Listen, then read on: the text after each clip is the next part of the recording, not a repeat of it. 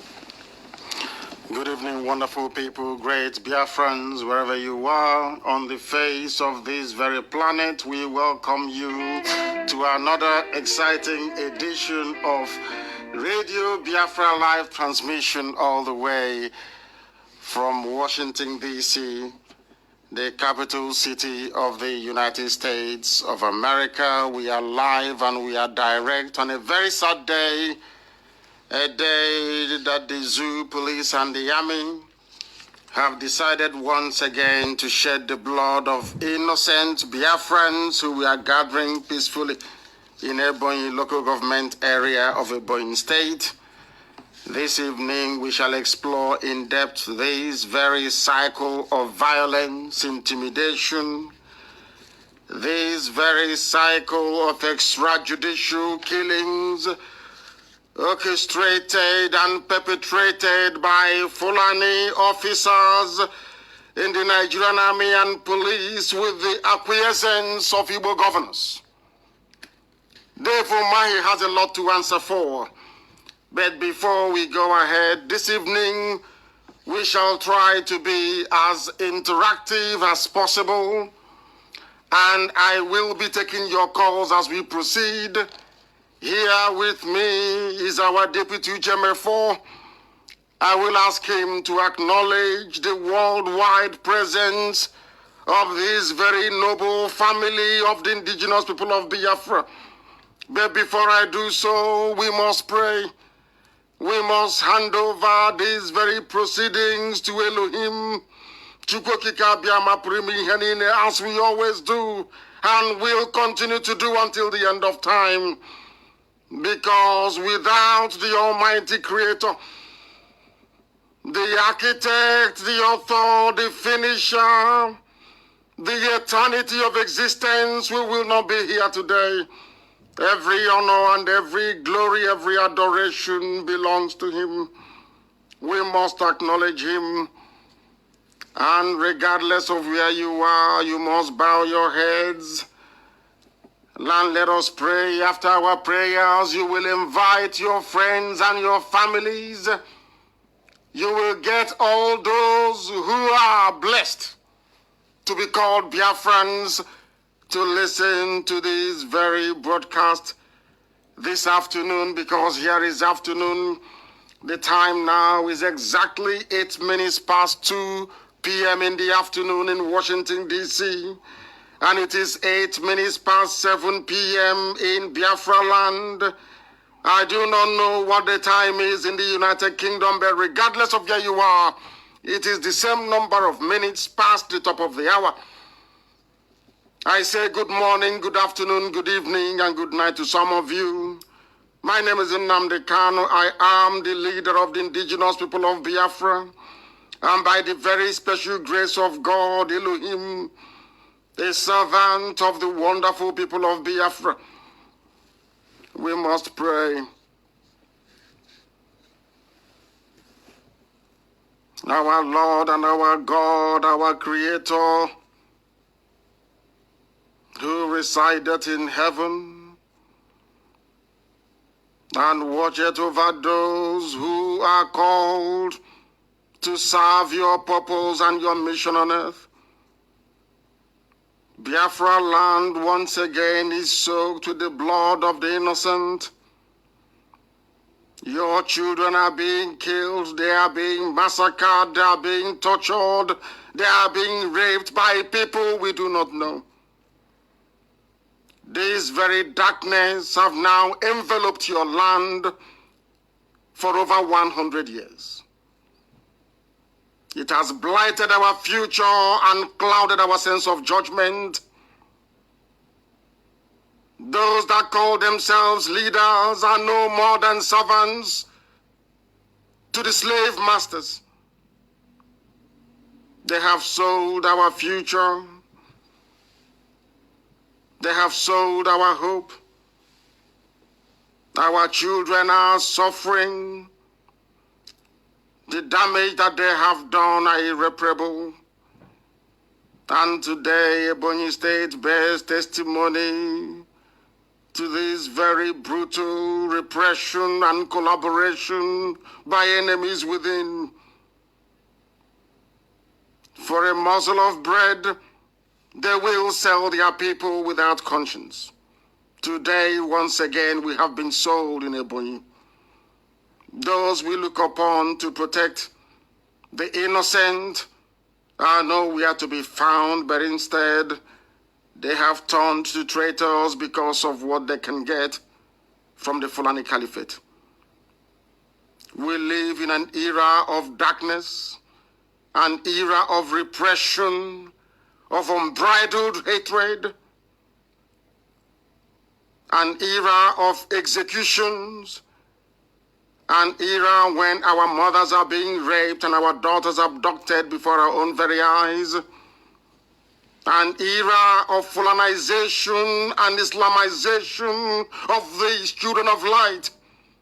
We pray for your mercy and ask, O Heavenly Father, that you may redeem us from this darkness, from this abomination, from this era of treachery and sabotage, that we may triumph as you have always intended, that this very IPOB, this very movement, this very hallowed platform may resound, O Heavenly Father, to the joyous songs of your freedom, that we may rise up from darkness into light to behold your mercy and usher in a new civilization in the continent of darkness. That Biafra may come and your will, O Elohim, be done on this earth to the eternal glory of your name and your name alone, now and forevermore, we pray. He said. As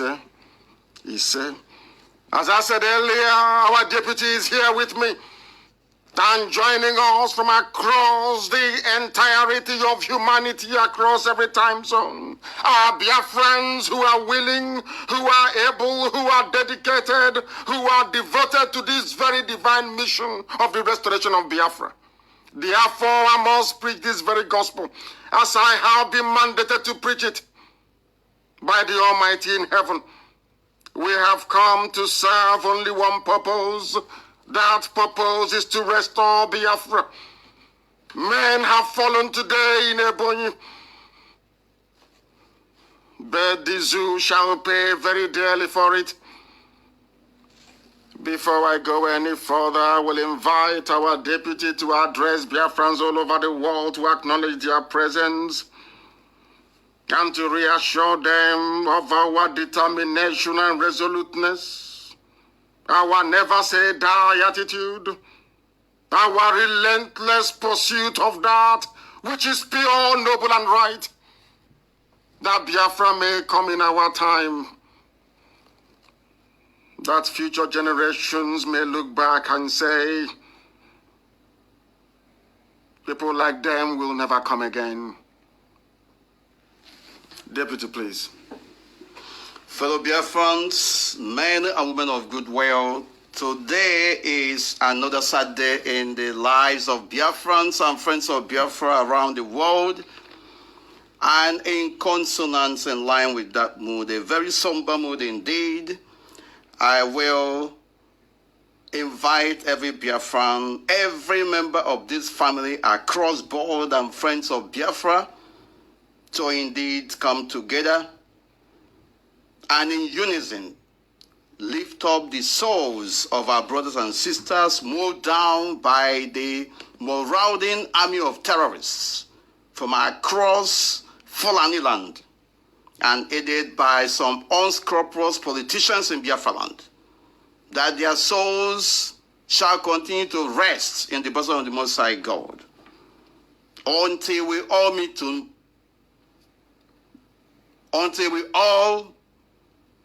meet them at the appropriate time.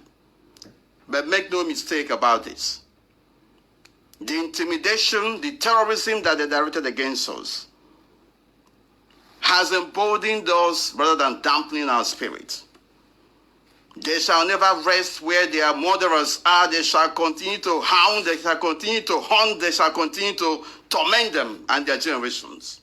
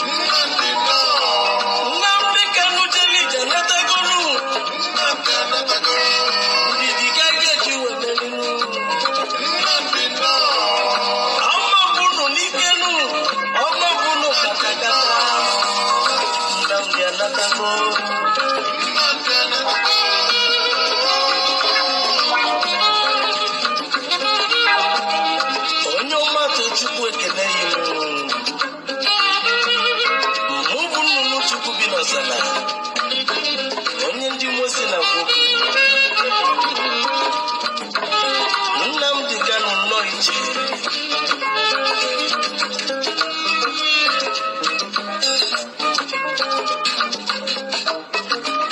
ọhamadike ndị Igbo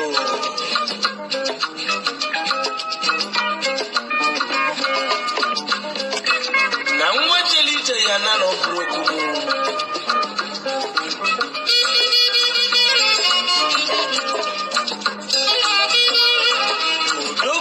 Katakuchi agụnụ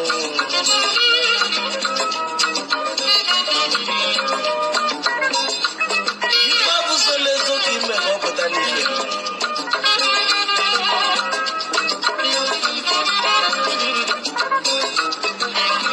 onye si n'ọdụ ofele ya jekelelu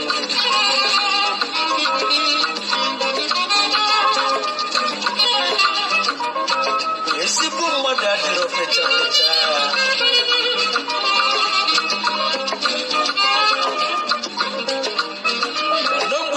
ike ka eji agba ndị bụ odogwu maka odogwu abụrụ n'ọnụ nkịtị ike odogwu mere ka eji ma n'odogwu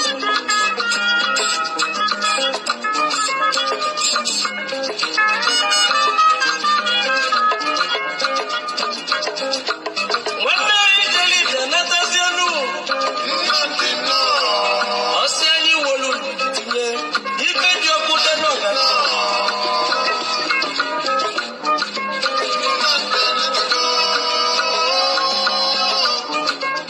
onye mmadụ Chukwu na-ekwu okwu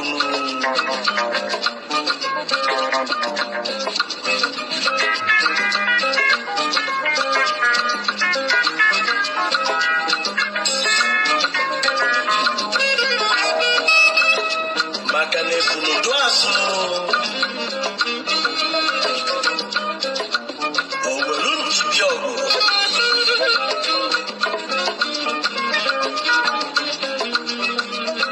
ezienu n'ụdị ntafụla agụ n'ọfịa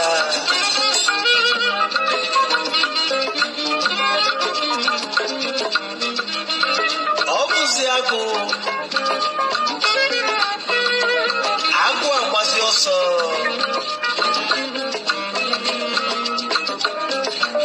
dinta ahụ lebazia na agụ gbara ọsọ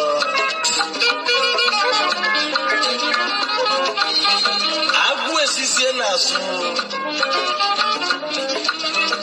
wee jide dinta wee dọsasịanụ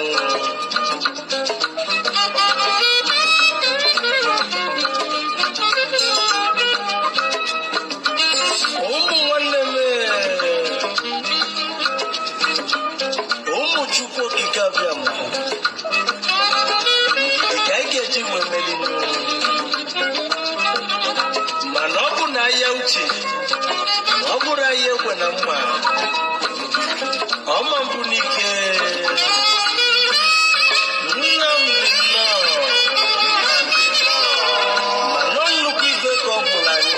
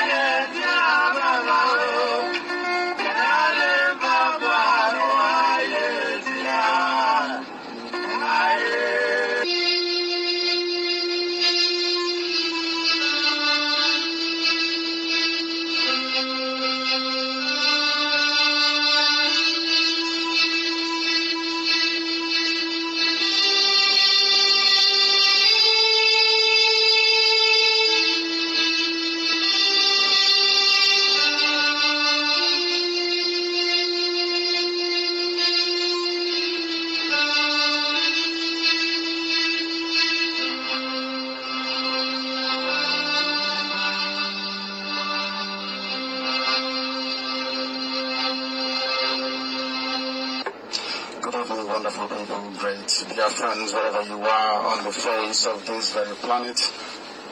We welcome you to a very exciting edition of Radio Biafra presentation this very evening. Wherever you are, we welcome you. It doesn't matter where you are listening from. It doesn't matter where you are domiciled. We ask you to please endeavor to welcome those who are around you. We are live and we are direct. And only whom will bear us witness this very evening that we shall propagate this very gospel of hope, this gospel of redemption, this gospel of emancipation, this gospel that will ensure the restoration of this very divine kingdom of the very Most High, this very land of Biafra, sacred and very holy, defiled by men of darkness, those who do not understand what it means to be a Biafran. This evening, this gospel must be preached, that the truth may be spoken, and that shame may befall the devil. Therefore, I will encourage each and every one of you to please endeavor to welcome those who are around you. If you do not know how to receive Radio Biafra, as usual, our platforms are radiobiafra.co. You can receive us via Facebook if that has been fixed. There are a plethora of listening posts that you can avail yourself of should you wish to participate and partake in this very gospel this evening. I welcome each and every one of you. And as I said earlier, as I welcome you, I would like you to also welcome other people who are around you. Please go and tell your neighbors, including the enemies of IPOB, the enemies of Biafra, that time has come that this very gospel will be preached. My name is Nnamdi Kanu. I am the leader of the Indigenous people of Biafra. And by the grace of the very Most High, the servant of the wonderful people of Biafra. I welcome you with the time now standing at approximately 3 minutes past the top of the hour, 3 minutes past 7 p.m. here in the United Kingdom, precisely the same number of minutes past the top of the hour in Biafraland and wherever you are domiciled on the face of this very planet Earth. I welcome each and one of you. Biafra will say good morning, good afternoon, good evening, and good night to some of you, depending on this time zone that you're listening to us from. People pretend or they want to be like us, but they can never be like us, because there is only one IPOB. There is only one set of people divinely mandated to restore Biafra. Only one set of people who can do it. Only one set of people that have the mettle to do it. And that is IPOB. That is why we will not relent. That is why we will never retreat nor surrender. That is why our march is continuous, onwards forever, until victory is assured, until Biafra is completely and wholesomely restored. Anybody trying to imitate, if you're trying to copy us, if you want to be like us, you are wasting your time, because it can never be. You do not have the heavenly mandate to do so. Only IPOB does. That is why we propagate this very gospel without fear before our enemies. That is why the zoo is vibrating, because of IPOB. That is the only name that strikes fear into the heart of the cabal. The only name that drives the caliphate insane. That name is IPOB and no other.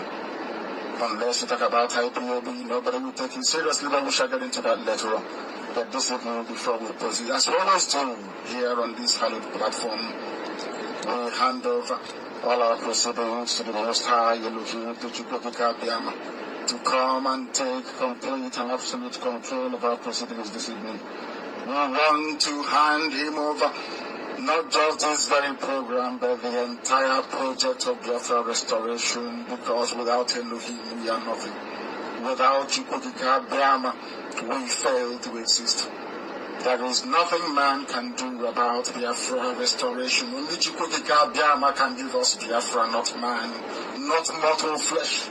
Only the ever-living immortal Elohim can give us Biafra. We must understand this. That is why we will sacrifice the land of Biafra to the glory of Elohim. That his name may be praised and worshipped forever and ever. We must pray this very evening, and I will pray from the book of Psalms, as I always do, and as I do for this very noble IPOB family, 7 times every blessing. The also says it, Chineke na nke bi n'eluigwe, onye ngozi ya na-ebere na dide maru mgbe ebighị ebi.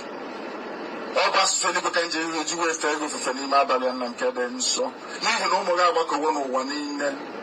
Ka ha wee ga okwu nsọ nke gị, okwu nnapụta, okwu nzọpụta, okwu na-eduba n'ime ndụ.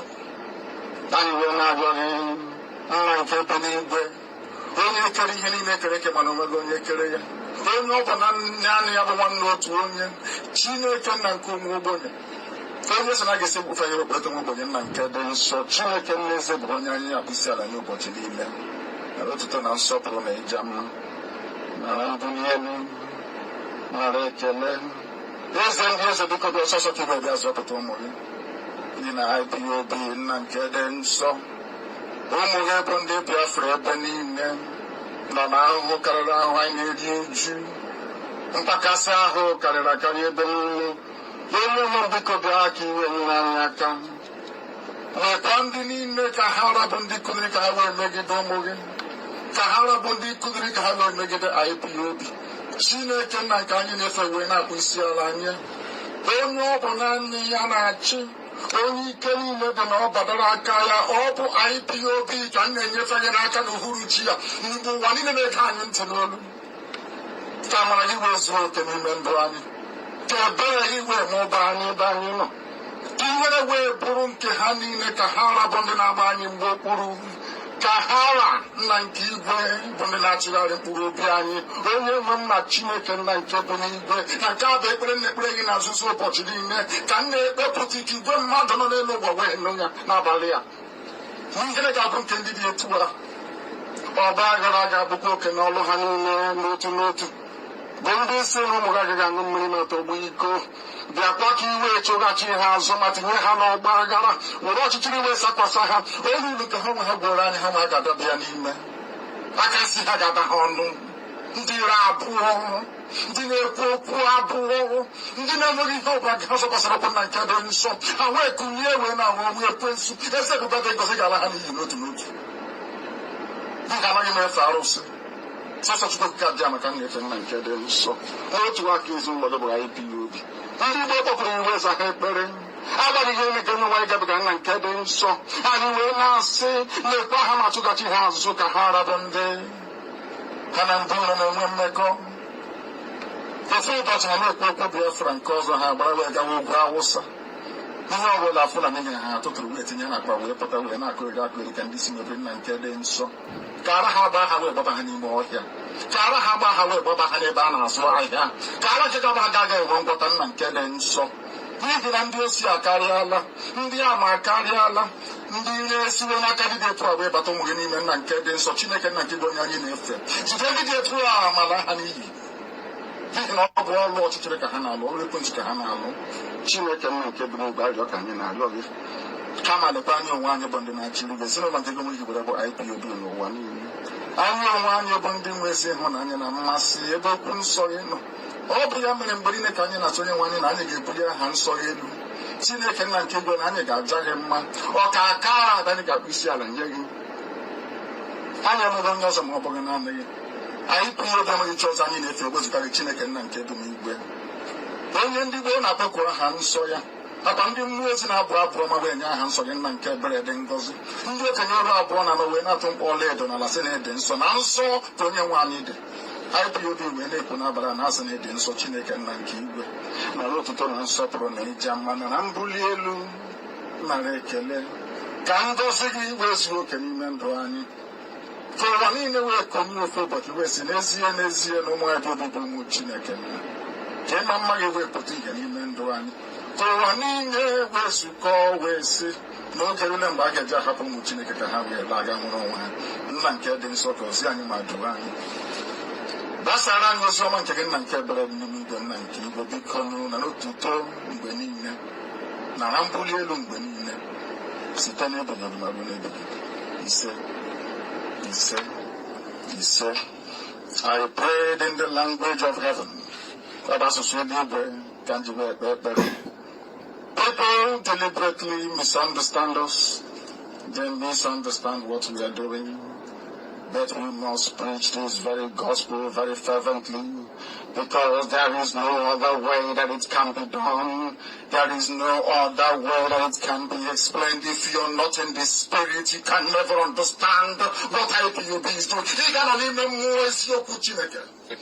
for you to understand what we are doing. You cannot understand if you're a liar. You can never understand IPOB the way we function. Because we have come that Biafra may be restored. We have not come for any other purpose, just to restore the kingdom of heaven upon the face of this very earth. Some people are confused, but tonight I will put you on the path of the straight and the narrow that will lead you to eternal life. And all those other people who are perambulating all over the place and making an absolute and complete mess of themselves, they will only lead you astray and lead you into destruction. Who brings you to harbor? Children of darkness. After tonight, they will no longer exist. We have chased their forebears away. They only operate in the realm of fake Facebook accounts. They can no longer argue nor debate with their names. Now the entire zoo has come against us. They have come against the children of light. But light will always prevail over darkness. For some of you who are new to these very efforts to restore Biafra, the achievement of IPOB speaks for itself. Only IPOB is being discussed all over the world. There is no other movement apart from IPOB. That is one inescapable fact that even our most ardent detractors cannot deny. You that is yapping all over the place, if you do not talk about IPOB, nobody will know you exist. For you to be relevant, you must mention two names, IPOB and Nnamdi Kanu. Without those two, you are absolutely nothing. When we called for a boycott, the zoo was vibrating. We called off the boycott and they went into disarray. That is how powerful IPOB is, by the grace of Elohim, not by man. Because everything we do is directed by heaven, not by mortals on this very earth. That is one thing our people must understand this very evening. I ask you to come with your pen and your paper, and I'm sure you heeded my call. I will also ask you to make sure that you have a workable internet-enabled device around you, because we're going to do some mini research of our own this very evening. I called for the boycott in exercise of a mandate given to me by the Directorate of State of the Indigenous People of Biafra, the governing arm of our movement, and by extension, the entire global worldwide family, because I have the mandate to do whatever it takes to ensure that Biafra is restored. That was the mandate that was given to me. In case some of our people have forgotten, that is the mandate which I keep exercising every blessed day of my life. Our boycott was absolutely necessary, and we utilized it to very good effect. And today we have a signed document attesting to that very fact, that not only is IPOB formidable, when the dust settles, the world will realize that their only hope is IPOB. Not in a political party, not in politicians, but in IPOB, and no other. We asked for this boycott when people were still sleeping. We are the catalyst for the restructuring debate in the zoo. That very fact is undeniable. There is nobody today discussing restructuring in the zoo. If they are honest, they will reference IPOB and Nnamdi Kanu in the process. They know that. we are the originators of anything that has to do with some sort of revolution in that very zoo today. Why did we insist on?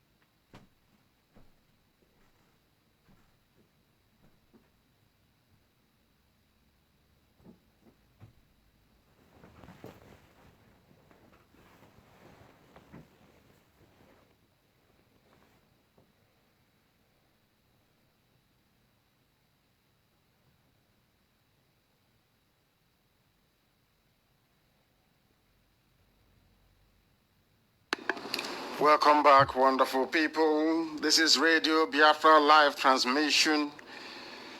The zoo is doing all they can to interrupt our program this very afternoon from here and evening. For those of us in Biafraland, it will be your morning, afternoon, or evening, depending on where you are. We are live and we are direct, and we want to inform the zoo that they can do all they can.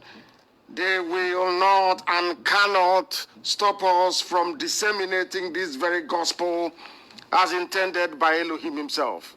We are live and we are direct, and once again, I will invite our Deputy Uche Mefor, who is here with me, to at least say hello so that the world will know that he's still here with us.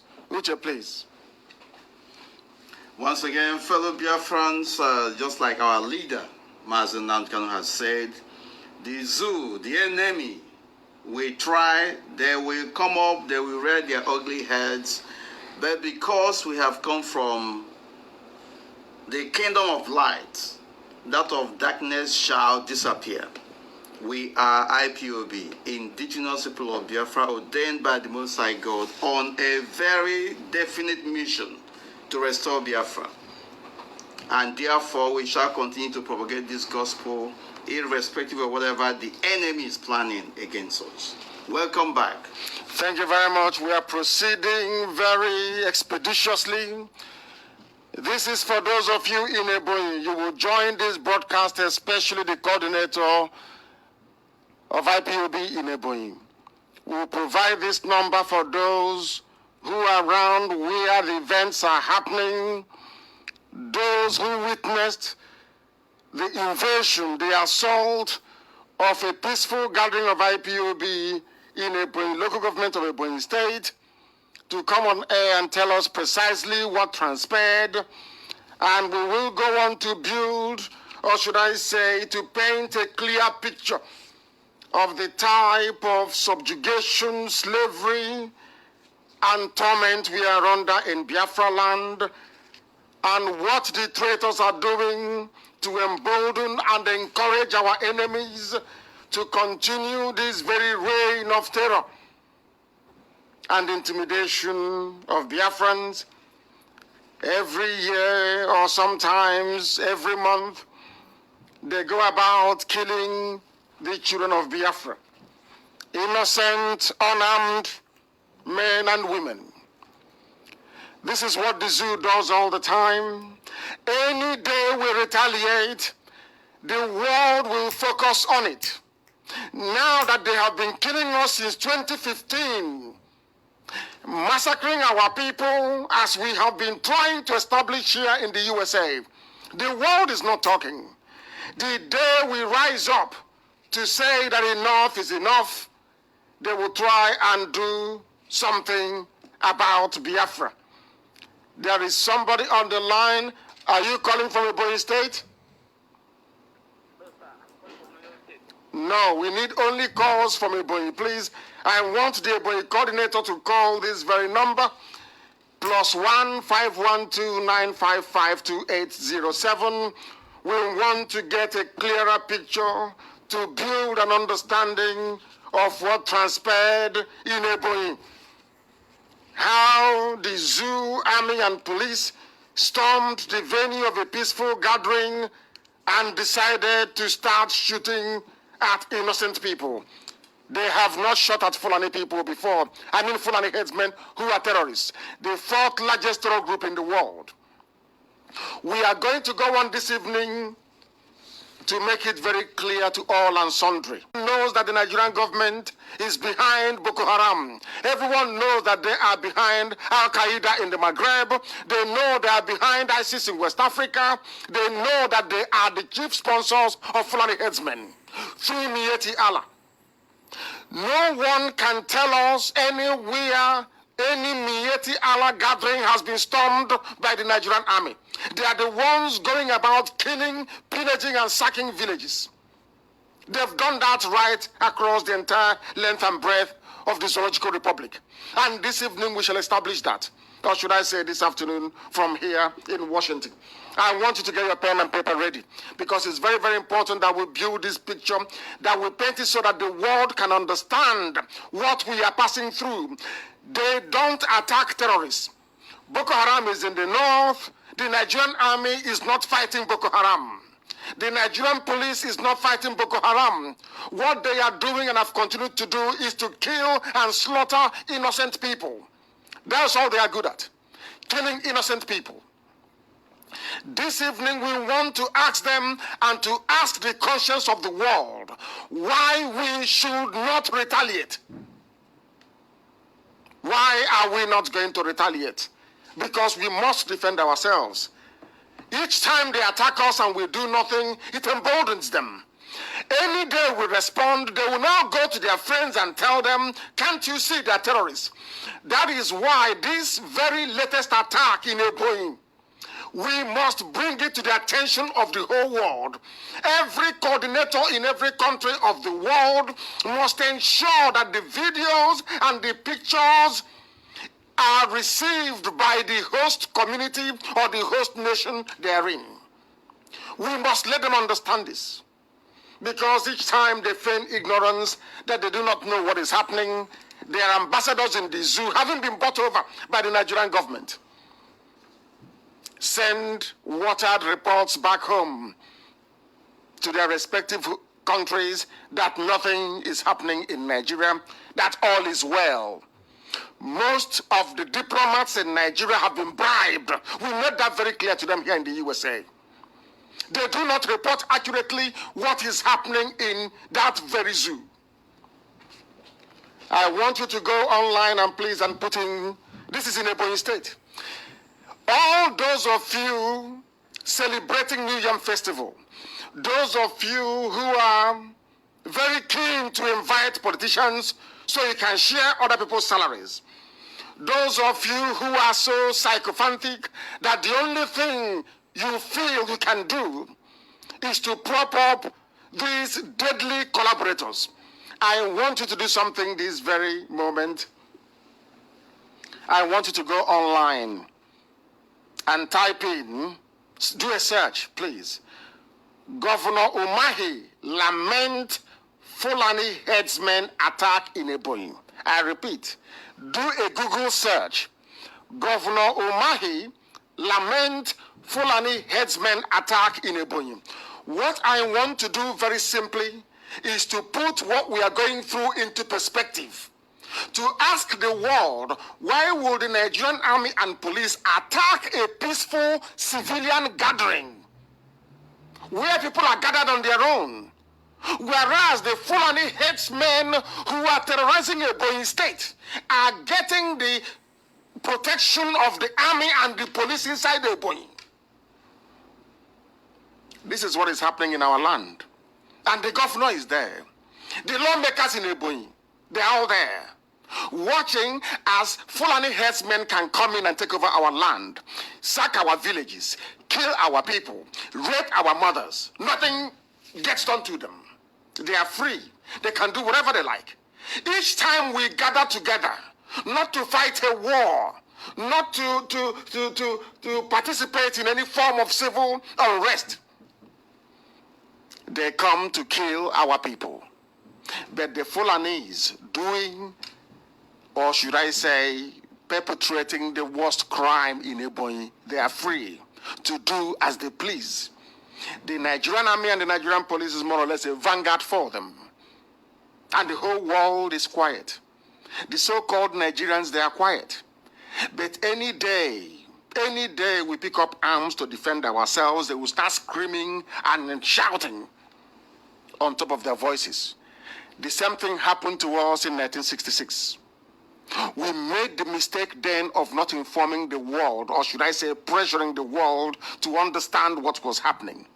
We lost 300,000 people in Arewa lands in the north. Rwanda only lost 120 to 150,000 people, and the whole world is up in arms. In Rohingya, they have not killed up to 10,000 people, not even up to 5,000. Everyone is shouting and jumping up and down. They killed 300,000 Biafrans in the north. Before that, they have always killed us. Every blessed year in the zoo, they kill Biafran people. That is why when people talk about the presidency or participating or shoring up the disgraceful one Nigeria, I feel sorry for them and the ignorance that they have all within them. I feel sorry for these people. Every blessed year we have been killed in the zoo. Now, not satisfied with killing us in the north, they have come to our homeland. As the Fulani terrorists are busy killing people, taking over our farmlands, raping our mothers, their army and their police are busy killing our people. No protection from anywhere. These are the people that claim they want to go and contest for presidency. These are the people that claim that there is future and hope for us in the zoo called Nigeria.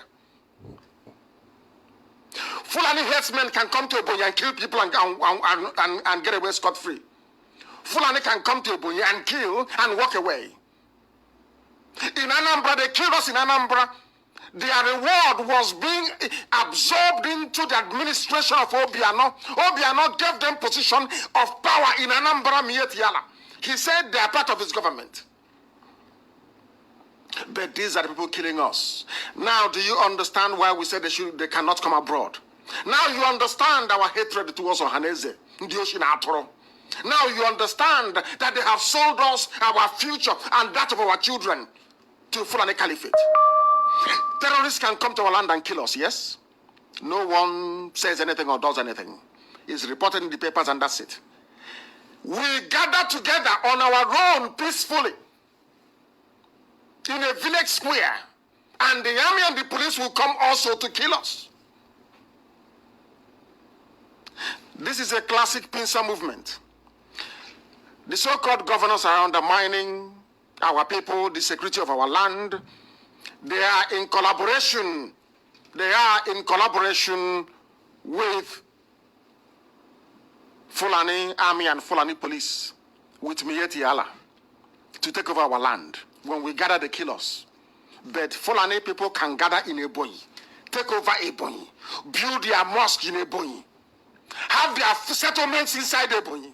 Nothing happens to them. We gather on our own peacefully somewhere and they come to kill us. And you're telling me there is not something wrong with some people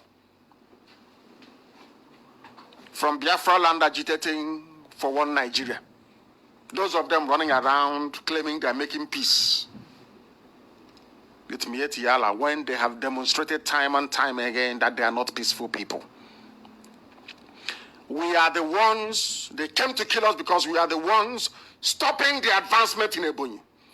I want you to Google Governor Umahi. This is the governor of Ebonyi State, lamenting about what Fulani terrorists are doing in his state. None of them has ever been arrested. No single Fulani headsman has been arrested in Ebonyi State. The army doesn't arrest them. Neither does the police. Why would they kill innocent people in Ebonyi, innocent Biafrans in Ebonyi? If you go through the search results on Google, it is very, very clear, abundantly clear as to what we are going through. What we are going through, it is terrible. This was the same Ebonyi State Now listen to what Umahi had to say. This is Governor Dave Umahi of Ebonyi State. This is what he had to say regarding Fulani terrorists inside Ebonyi. Those that the Nigerian army and the Nigerian police cannot fight. And our people don't know something. In every state in Biafraland, there is Fulani army formation. In every state. In Enugu, there is the 82 division. In Abakaliki, they are there. You will see the army barracks in Abakaliki. It's very obvious. In Imo State, there is Obinze, artillery, all full of Fulani people, all full of terrorists in uniform. You come to Abia, they are in Ohafia. Even in Aba, they are in Asa. In Iguacha, you have the 82 Airborne Division and all those nonsense that goes with it. In every state, even in Onisha, they are there, Onisha barracks. Our land is under occupation. Some of us are so stupid, we are so blind, we cannot see. Our land is under Fulani occupation. We are told that Boko Haram is in the north. We know that ISWA, ISIS in West Africa, is in the north. We know Al-Qaeda in the Maghreb is operating in the north. We know Fulani banditry headsmen are all over the place. Have you ever heard that the Nigerian army confronted Fulani headsmen? Instead, the government gives them money, 100 billion naira, to encourage them to go on killing, sacking, and pillaging. And for the reward of a stupid, inconsequential presidency of a zoo, ordinary promise not delivered. Every Igbo politician, every Biafran politician are queuing behind Miyetti Allah and the terrorists in uniform, in army and police uniform, to destroy their own people. To destroy their people because of political power and material gain. I will read what Umahi said. I will tell you when to call, please. People shouldn't call yet, please. Uche, we shouldn't let them call now. It's not now. No, they will call, not yet. I will tell you when to call, please. Let's finish presenting this very critical background as to where we are today in relation to the zoo called Nigeria. This is what Umahi said with his mouth. The governor of Ebonyi State, it was widely reported, said, this is from Governor Umahi. This was when I felt or I thought that Umahi had turned the corner, that he has seen the light. And this is what was said, or what he said himself. Headsmen raping Ebonyi women, desecrating our land. Go and Google it.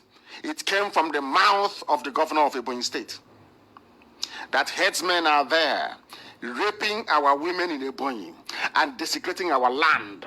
He accused them, especially those of them in Afikpo, North Onitsha, and the Z government areas. They tried to take his Z from us, and IPOB said no.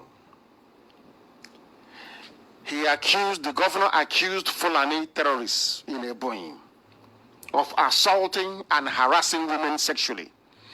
Can you imagine if Fulani women were being assaulted or harassed sexually in Sabongeri in Kanu? Do you know what will happen to Sabongeri in Kanu? By now, it will be ashes. Completely destroyed.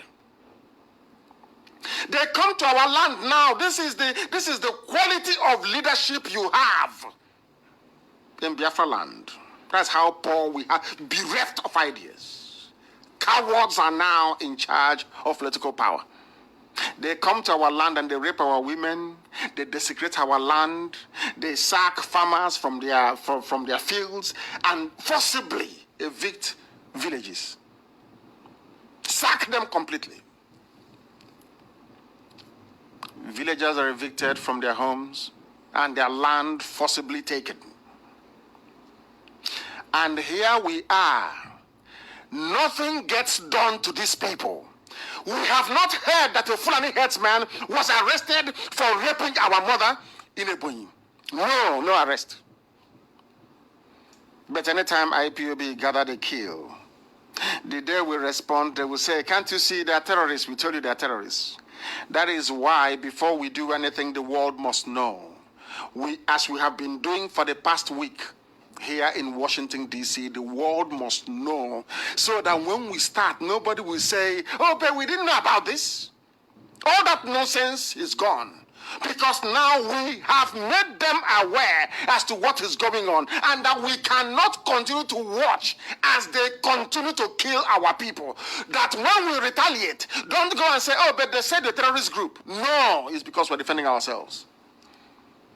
Now, some American lawmakers, they understand it. The opinion formers here now, they understand it. And that is the work that we all need to do. You know they have recruited Facebook. You know they're doing all they can to make sure they shut us down everywhere. You must understand that. They interrupted our broadcast earlier. You must understand what the zoo is doing. That IPOB is not financially sound as to confront nor challenge the zoo. You must understand that very well. But do you know that Facebook is telling us that they cannot allow our notifications on Radio Biafra to appear on people's news feed anymore? We are under attack everywhere. The same thing that they did to us in 1967 to 1970. Complete and total media blackout all over the world. That was what they did. That was why Gowon got away with genocide. That was why the dead Buhari got away with genocide. In any other part of the world, Gowon will be in prison for life. In any other part of the world, the dead Buhari would have gone to prison before his death. But because we Biafrans did not spend time enlightening and educating the world as to what we went through, that was why they walked away scot-free. With the protection of the British.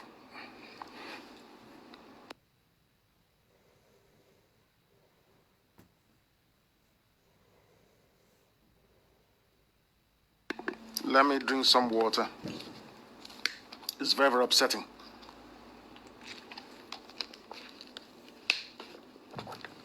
The governor of Ebonyi State said, and I repeat, Fulani headsmen are raping Ebonyi women,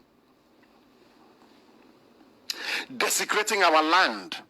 This is from a governor in a state where his own people are being killed. By the same people, the same rapists, the same people. Because the army in Biafraland is fully staffed by Arewakonov. Are you telling me that Igbo soldiers can go to the north and kill people in the north for no reason? Why was Ihejirika removed? Because he was fighting and defeating Boko Haram. That was why Ihejirika was removed. But they come to our land, they rape our mothers. Don't take my word for it. This is Governor Dave Umahi. Headsmen raping Ebonyi women and desecrating our land. Go and Google it. From the governor himself. Instead of the governor to go and kill Fulani terrorists in Ebonyi, he allowed the police and the army to be killing his people. And when we rise up tomorrow and say we are angry with the governor, people won't understand it. When we say we are angry with these politicians, people won't understand it. What I have done before coming on air is to demonstrate that Fulani headsmen have attacked every state in Biafraland. Every state attacked. Are still under attack till this very day. That the army and the police have started, but they have army formations in every state. Don't forget that. Every state, some have 2 army barracks, staffed by Fulani people, commanded by Fulani officers. All our police commissioners, I wouldn't say all Nigerian police commissioners in the land of Biafra are all northerners. Or they are Nefulefu seeking to serve them. But they never attack Fulani headsmen. They bring their tankers laden with inflammable liquid, they explode it in crowded areas. No one complains, no investigation, no statement from the government. None whatsoever. Instead, some fools will be blaming fire service. Some idiots will be blaming fire service. Did you not see the attempted tanker explosion in Enugu that failed? This morning we got a report around Abo. Another tanker. They have planted. They pack the tanker, they open it. And then they set it alight. And people die en masse. Some idiots were busy talking about fire service, as if having fire service would have solved the problem. So you need fire service in Omaba, fire service in Nnewi, fire service in Enugu, fire service in Abo. Is that how it works? Why are these trailers not falling in the north? Why is it that Fulani herdsmen are not being hunted and killed by the army? Because they're terrorists. The fourth most deadly terror group in the world. These are the things I've been telling Americans. We've been telling them. And they're beginning to understand it. I was quite shocked that most of them said they've never heard about these issues before. Which is not what they said? That's what they said. They've never heard about it before. I said all this, you don't know what? All the shenanigans. They said they have. I said, don't you know about Fulani? They said, no, they've not heard about it before. Because their ambassador and their embassy in the zoo decides not to tell them the truth. All that nonsense that it is a Fulani, a clash between farmers and herders, we debunked all that nonsense. Clash between who and who? They have come to take our land. They're in Ebonyi. The governor of Ebonyi, the number one citizen in Ebonyi, is saying that herdsmen are raping Ebonyi women. And there are Ebonyi people all over the world. You're keeping quiet. Your mothers are being raped, and you're quiet, and you say you're a man. You want presidency in 2023.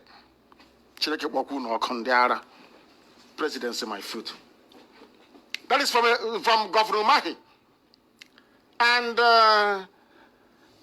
as they are busy killing Biafran people, some other fools saying they are organizing a party where Miyetti Allah apologizes to Benue people.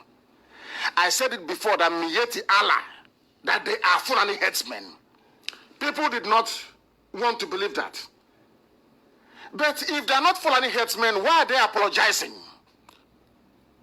for all the deaths and the mayhem in Benue? It was carried by the news. It's everywhere. Just Google it. Miyetti Allah apologize to Benue people. Go and Google it, you will see it there. Miyetti Allah apologized to Benue people. What are they apologizing for? Let us try and find out so you understand the hypocrisy of Igbo governors, the hypocrisy of the politicians. You understand the wickedness and the evil in the hearts of men in the zoo.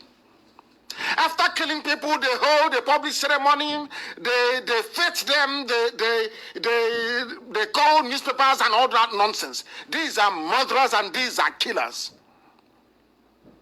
Before we came on air, we watched Donald Trump say that al-Baghdadi, the number one terrorist in the world, has been killed in an operation in Syria. As Trump is busy killing ISIS leader, ISIS offshoot and affiliate, the leaders of the most terrible group of terrorists you have in the world. Right now, Fulani headsmen, they're in a public ceremony, dancing and shaking hand and drinking, is it Kanu or Nunu? Which one do they drink? These people.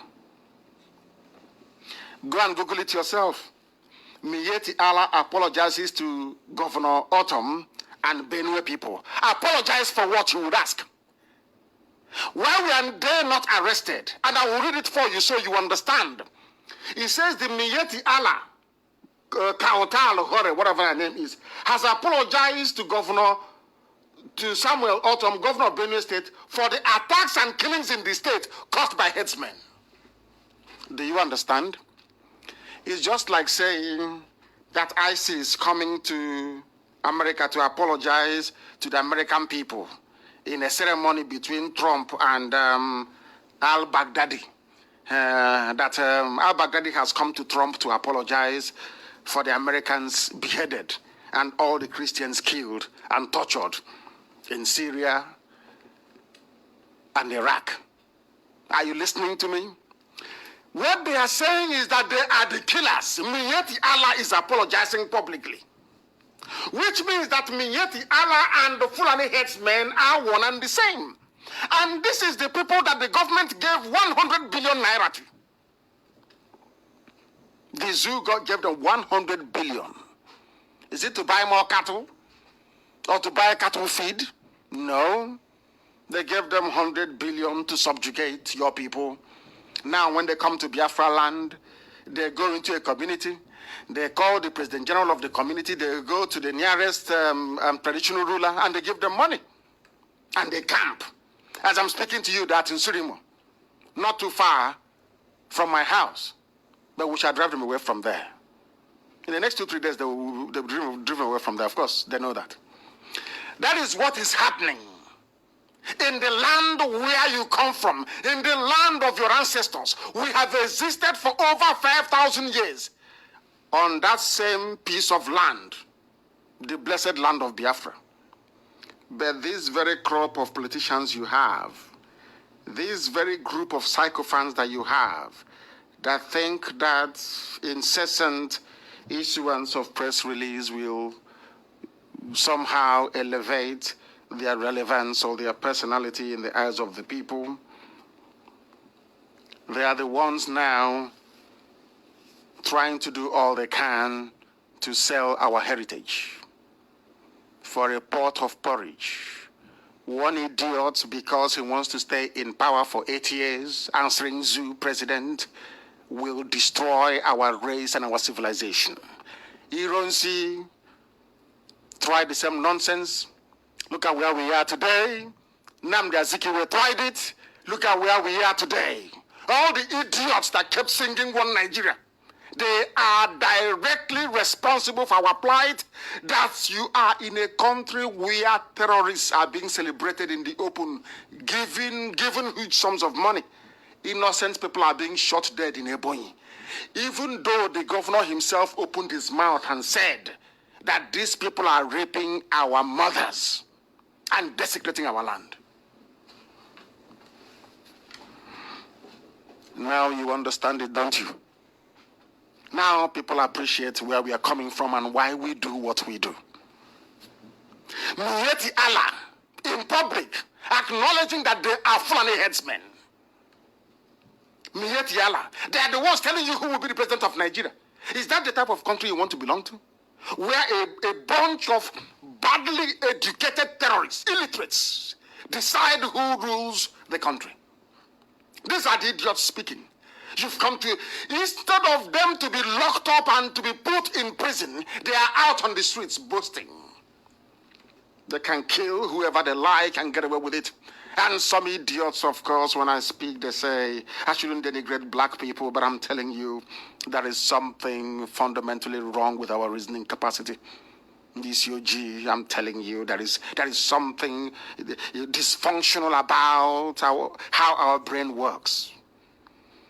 That you have terrorists, and they're in a public ceremony having fun.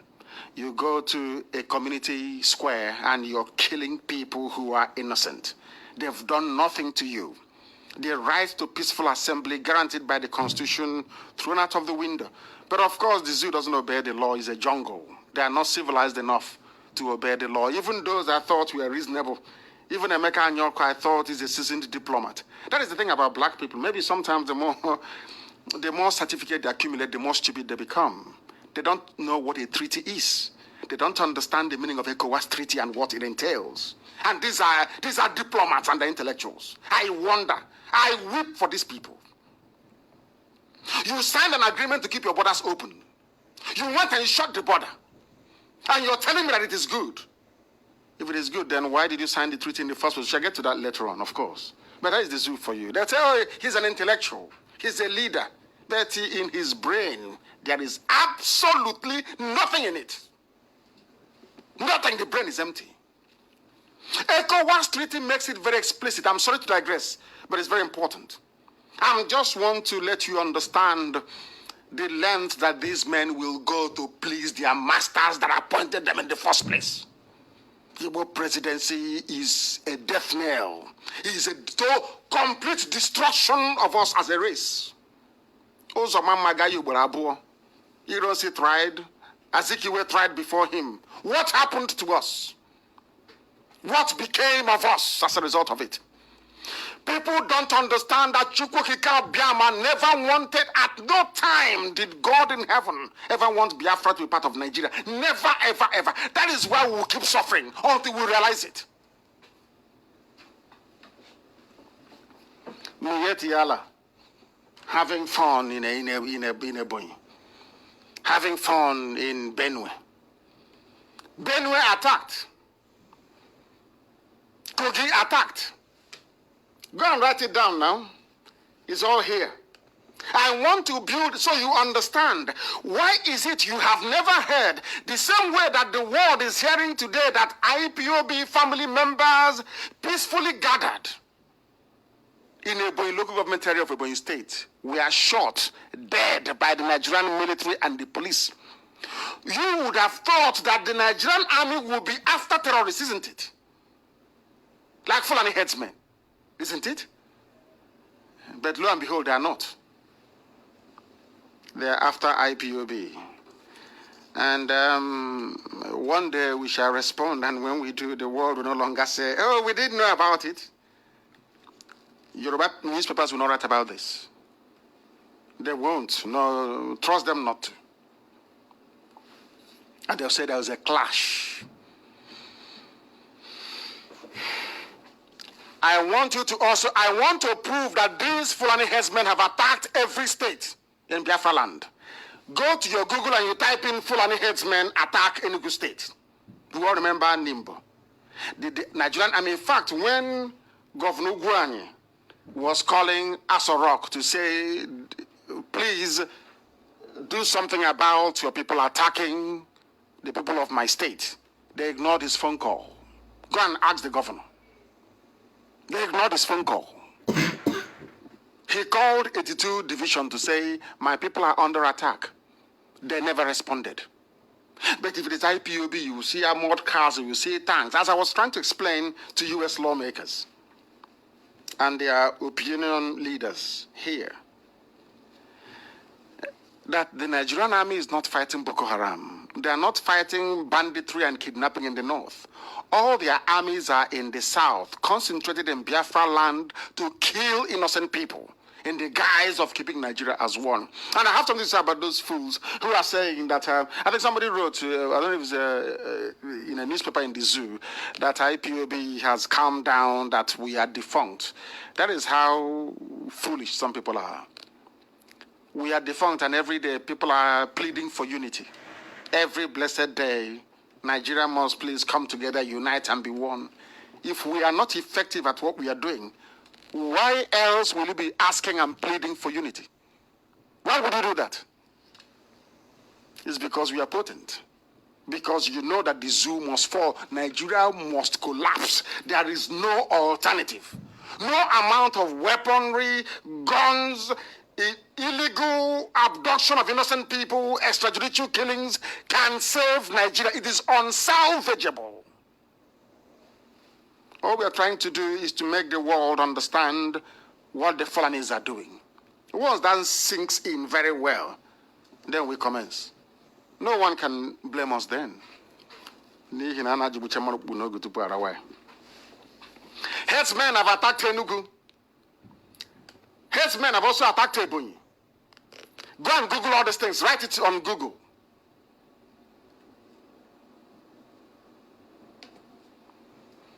Headsmen everywhere, they have attacked Anambra. Google it, you will see it. 3 Anambra communities lament Fulani headsmen attack. It is everywhere. They have attacked everywhere. But have you ever heard that any army formation, be it the people in Onisha, be it the one in Obins, rising up to go and confront terrorists killing villagers? The answer is no. But if IPOB is gathering somewhere, you will see them. They will storm the place and start killing people at will. Why are they killing us, you may ask? It's because of your politicians. You know, we have this very selfish streak about us.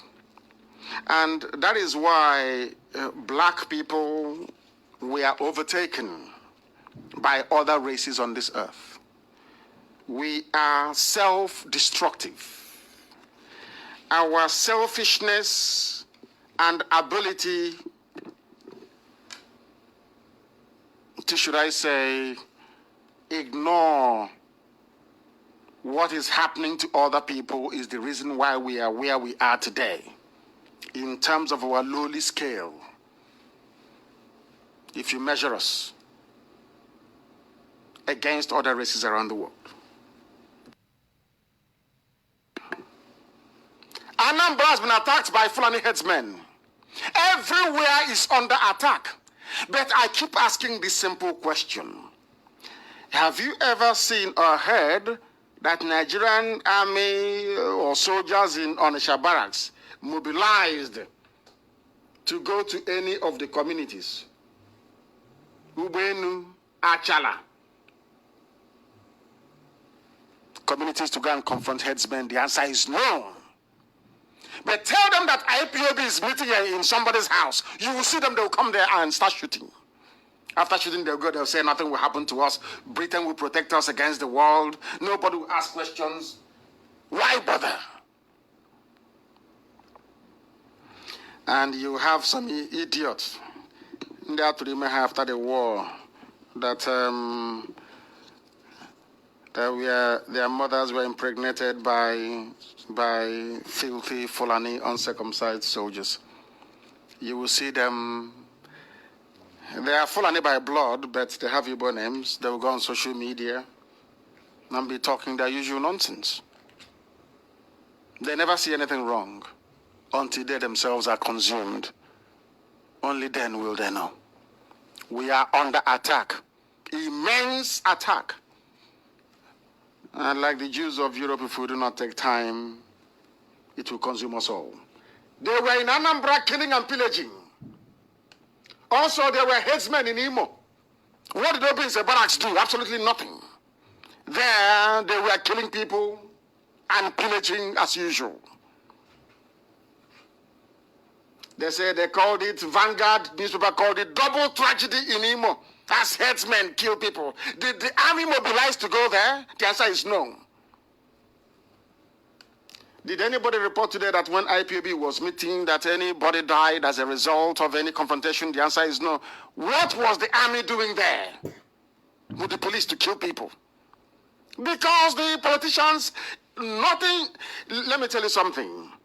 The politicians have decided that nothing is going to stop them from having a shot at the presidency in 2023. Of course, everybody knows that they won't get it, but that is the way they are. They don't have our welfare at heart. All they care about is the money they're getting from allocation and how to improve their families and their sycophants. That's all they do. According to Vanguard report, Umo Waibu community in Okigwe government of Imo State said they can no longer cultivate and harvest their crops due to fear of attacks by headsmen. Fulani headsmen in Imo. When they were complaining, did you hear anybody from Obinze racing to go and save them? The answer is no. Because Fulani headsman is a Fulani man, a Fulani terrorist. The man at Obinze commanding them and their foot soldiers, they're all Fulani people. I call them terrorists in uniform. That is what we've been struggling to, not, I wouldn't say struggle, but explaining to the international community.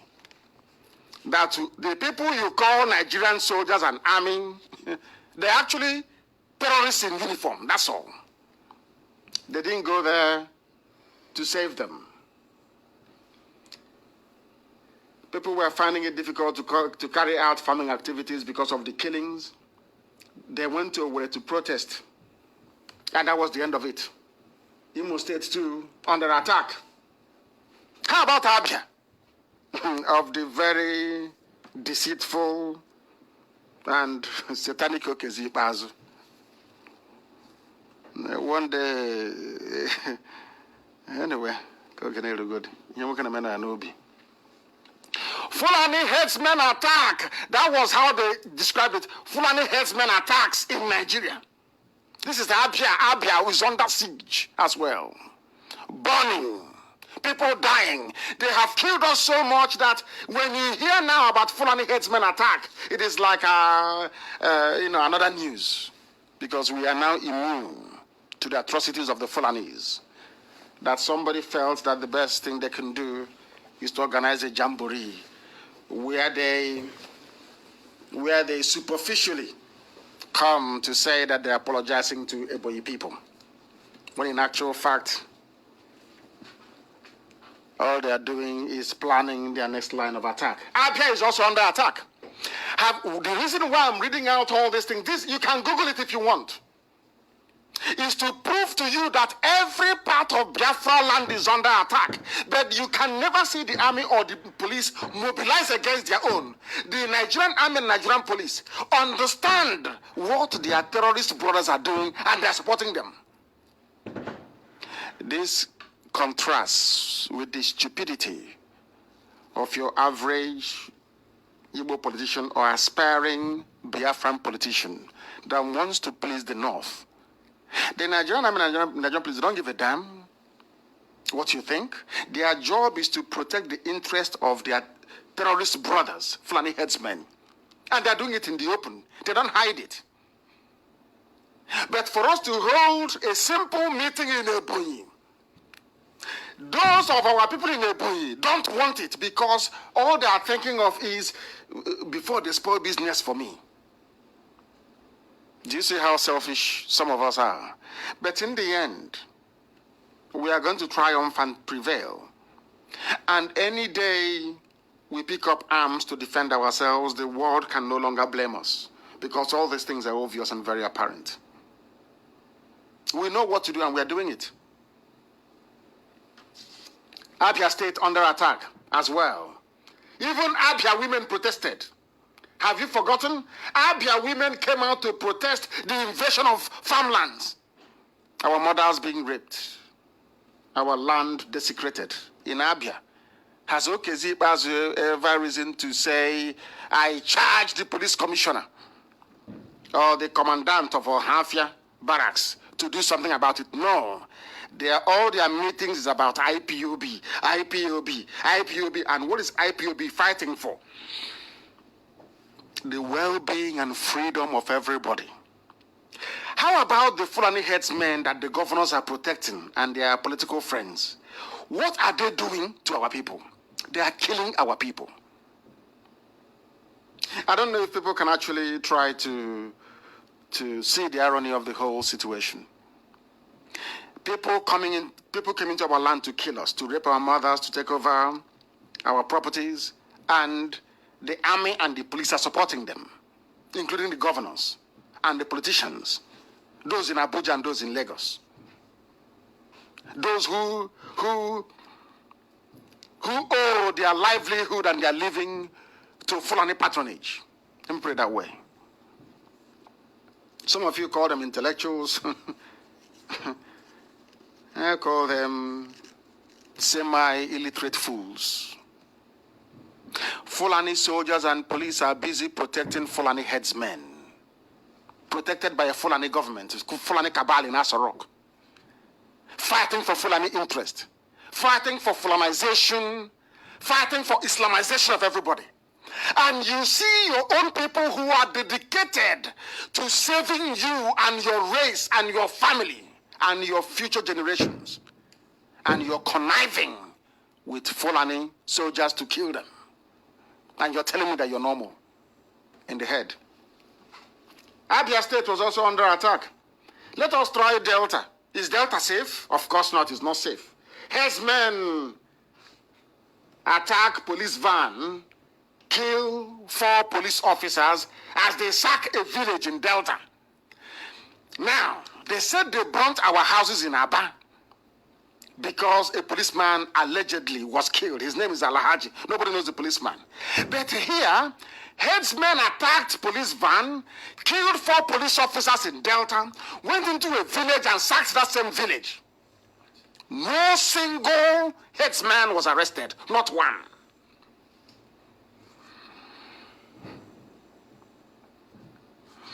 Avachuko Kikabiama, why he decided to place me in Africa.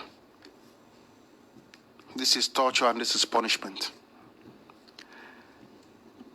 I would have had to endure this had, say, a few percentage of the population been this stupid. But to have a whole swathe of people, towns, cities, populations cowering, fearful of a band of Janjaweeds from the north is beyond me. When Fulani killers go to their villages, they don't say anything. When they see a Biafran flag, they go into a seizure. That tells you the mindset of these people and how warped their reasoning is. Headsmen attack and kill police officers. Of course, police officers from the south, those who are stupid enough to be on the front line. They go into villages. I'm asking you to, I want you to Google Fulani headsmen attack Anambra, Fulani headsmen attack Ebonyi, Fulani headsmen attack Benue, Fulani headsmen attack Kogi, Fulani headsmen attack Delta, Fulani headsmen attack Edo, Fulani headsmen attack Bayelsa, Fulani headsmen attack Rivers, Fulani headsmen attack Akwa Ibom, Fulani headsmen attack Cross River. Everywhere you have the footprints of Fulani on the march. Fulani, they're everywhere, killing.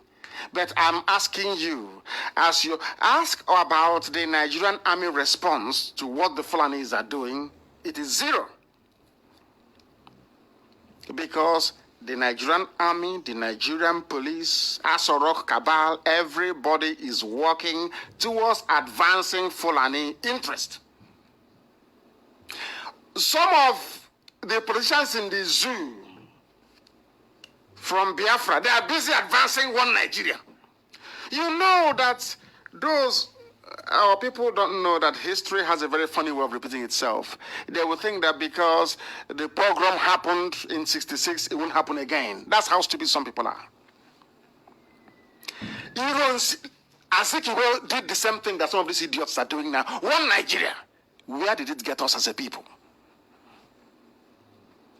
It's all with the same thing, one Nigeria. Where did it get us? Actually, you don't see one Nigeria. Okay, where are we today, I ask you? But look at the Fulanis that take care of Fulani interests. They have everything given to them. Because our people don't understand how politics in primitive Africa plays out. What we are fighting for is freedom, and Biafra must be free. Is Akwa Ibom free from Fulani headsmen attack? The answer is no. Akwa Ibom is under siege. Have you heard of army attacking any Fulani headsmen, arresting any of them? The answer is no. But people wake up every day and pretend nothing is happening. They go to their stupid workplaces and they come back, they gossip, they lie, they deceive themselves. And they write junk on social media, that's all. And the day is gone. No meaning, no iota of meaning to their lives, none whatsoever. They brought a 45-year-old from Khartoum in Sudan to mimic the dead Buhari, with Aisha giving them every clue in the world. They still can't understand it. They can't understand it because they are black and their brains are empty. Fulani headsmen attack in Akwa Ibom. Akwa Ibom state government reacts over it. But were any of them arrested? No. If it's IPOB, they open fire. They don't even ask. They come see people, Biafran flag, they start firing. But Fulani headsmen and the bushes killing people, and no one is holding them accountable. How about Cross River? You think maybe Cross River is safe? Of course, you are kidding yourself. Because in Cross River, they attacked and they killed 10 people. What I'm telling you, look at what they destroyed. Go and Google it. Headsmen attack in Cross River. They killed 10 people and destroyed homes. 3,500 homes in Obio, Usiere, Odupani, local government area of Cross River State. But these were some of the people that said that they prefer to be in one Nigeria, that Fulani people are their friends. Today, the same Fulani people they call their friends have descended on them and killed 10 people. And I challenge any of them to tell me the village that Igbo people went to in Cross River and killed 10 people before in their history. You see how foolish we are. The same thing I say to those of them that have subscribed to the warped view of Niger Delta. If what the Fulanese have done to the Ogoni people, if half, let me say half, if half of what Fulanese have done to Ogoni people, even with the death of Kensero Wiwa, had Igbos done half of that, by now, Igbos wouldn't exist anymore. But despite everything that's been done to them, despite the fact that they have killed Kensero Wiwa, polluted the land, destroyed livelihoods, rendered them hopeless, to the point of sacking villages. They're still saying maybe restructuring will save Nigeria. Do you see how stupid people are? Can you understand how foolish people are? I do. Most people don't. Even Akwa Ibom, Cross River, Edo, they are not safe. Attacks in Enugu, you know that very well. In Benue, I got you. All forgotten with one handshake. Instead of Benue people to say, or for Governor Autumn to say that I need Mieti Allah leaders in jail, he's busy shaking their hands, talking nonsense. And BBC was gleefully reported it, doing the bidding of the enemy. You know me, I speak the truth. I don't care. I don't give a damn. I will tell you the truth, no matter who you are. And that truth is what sustains IPOB and drives Biafra forward. Even BBC reported that we are attacks in Benue, but you will never hear BBC on this earth say that Fulani or Mieti Allah are terrorists. Never. Look at all the states they have been to, communities they've attacked. Nobody will dare to rise up and say these are terrorists or that this is the hallmark of a terrorist group. No. It's IPOB with flag that is a terrorist group. The hypocrisy of black people. How about Bayelsa? Is Bayelsa free? Let us check. Google Bayelsa. Fulani headsmen attack Bayelsa. Very simple entry on Google. No, of course not.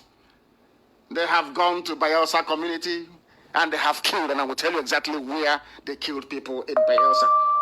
The place is called Tofani. Torfani. Tofani. In Sabama, local government area of Bayelsa State, Fulani headsmen are there killing people. Do we have grass in Bayelsa? Is it not the mangrove? We have mangrove in Bayelsa. They say they're looking for grass. Is there any grass in Bayelsa for them to eat? Their cattle to eat? But they are there displacing people and killing at will. And all they can see, all the useless if politicians can see, is IPOB gathering, that's all. Fulani are there killing you, and all you talk about or concerned about is IPOB and the coming of Biafra. They can't stop Biafra from coming. How about Edo? I'm talking about all these places because we have our people there. There are Biafrans in all these places. In Edo, in Ebanke, there are Biafrans. And they are under attack from Fulani terrorists, supported by the Nigerian army and the Nigerian police. Delta is gone. Of course, there is a heavy attack in Delta. Who doesn't know? Let me give you the names of the villages in Edo before they say that we don't know what we are talking about. The place is the Okomu Oil Company. If those that know it will know it. And I will give you the names of the villages in Edo. Ohua, Oke, Umope, Ekban, in Ihue Clan, in Ihumwode local government area of Edo State. They came with their sophisticated weapons, with their bows and arrows and cutlasses and other dangerous weapons, brought into the, oh my goodness, to destroy and to kill and to pillage in Edo. And you still have some Edo people saying, one Nigeria, we want to belong to Nigeria, this one Nigeria, this Biafra thing. You see how foolish they are. Because whom the gods want to destroy, he first makes them mad. These people can no longer reason. When people attack Biafra, it is because they can no longer reason. How about Kogi State? Some of you don't know there are Igbo communities in Kogi. I have said it, people don't read history. They say, Nnamdi Kanu included Kogi State in his Biafra. Idiots who didn't go to school. I went to school and I'm educated. There are Biafran communities in Kogi. And the funniest thing is that they actually speak Igbo language. Igbo, they speak Igbo. IGBO, they speak Igbo language. But some of you are so... This is my anger with Ohaneze. They claim we are the apex Igbo organization. We represent the interest of the Igbo people. How about the Igbo people in Kogi? In Benue? Do you look for them? Is it not IPOB looking for them and finding them and giving them a sense of belonging and making them realize that Biafra is for all? We will not abandon anybody. Even the Izon land in Ondo, we will not abandon them.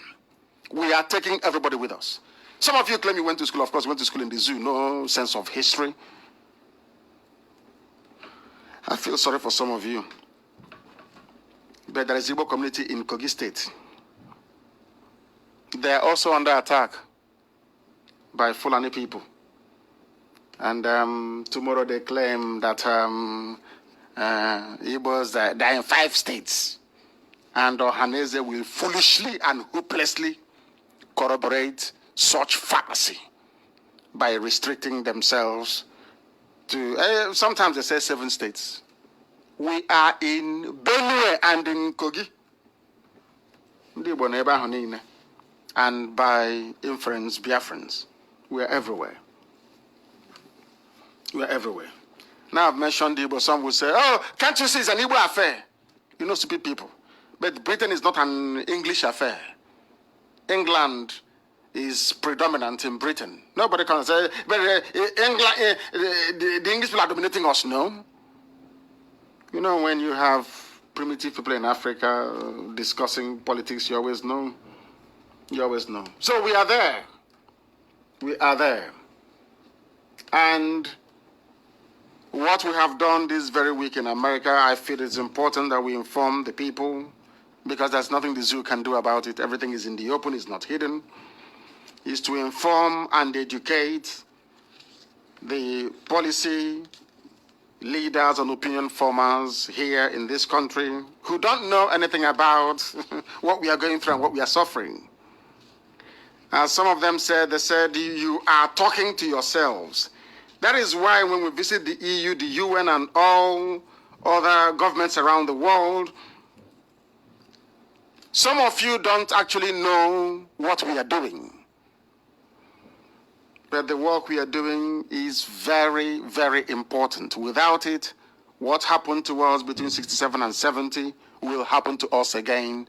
And as I said previously, and I will continue to say, I am not prepared. This IPOB will not repeat the mistakes of the past. We must remain very strong and resolute. The enemies will try. They will buy over Facebook. They will buy over Twitter. They will do everything within their powers to frustrate our effort and our movement. But we must never, ever, ever give in nor capitulate. Because our freedom is far more closer than some of you would even imagine. Is that everything that I tell people? Is that everything that I tell our people? Because the zoo is working around the clock, both locally. Anytime you hear go on, anybody come out and say, Nigeria is indivisible, our unity is not negotiable. They have paid 5 or 6 lobbying firms and diplomats abroad to be echoing the same sentiment, that the zoo is indivisible. Let me tell you, you know what they're telling people outside? Zoo, they're very foolish. You know what they say to them? that Nigeria is so big. If you divide Nigeria now, it will have a ripple effect. It will destabilize the region. And I always say to them, is Nigeria bigger than Soviet Union? Soviet Union had nuclear weapons. Is Nigeria bigger than Soviet Union? The answer is no. Is Nigeria, in terms of political significance and importance, greater than Yugoslavia? The answer is no. But all these great countries, they broke up and nothing happened. But that is what the zoo does. Now the zoo is using blackmail. If you allow Nigeria to break up, there will be regional instability. And you know what they were saying to the Americans? They said to the Americans, you don't have the troops to come down to West Africa to keep the peace. Because Nigeria is 200 million with 350 odd ethnic groups. So that listen to what they're telling the world, though. This is what the zoo is telling the world, with the help of the British, of course. That if you decide to break up Nigeria, that means you're going to have 350 countries emerging from Nigeria. Do you see their trick? Fallacy. This fallacy, as the deputy will say. Do you see their fallacy? So when you're speaking to American lawmakers, they're saying, oh no, but you're 350. You know, that means there'll be chaos and disorder. And I said to them, no, it's a lie. You have 350 clans. That what you have that is actually major ethnic groups in the zoo is not more than 9. The rest is just a variation of dialect. Variation of dialects does not mean you are a new nation or a new country. That's what we've been doing in America. Well, I did before the colonial masters. And we existed before Lugard came, and there was no problem. Now Lugard is gone. We want to go back to the way we were before. There shouldn't be any problem. I want to tell you the length that the zoo and their masters, their handlers are going to try to frustrate Biafra and what IPOB stands for. They say to governments of the world, but we are a government. You shouldn't be listening to IPOB. They're a terror group. Don't listen to them. They are rabble-rousing.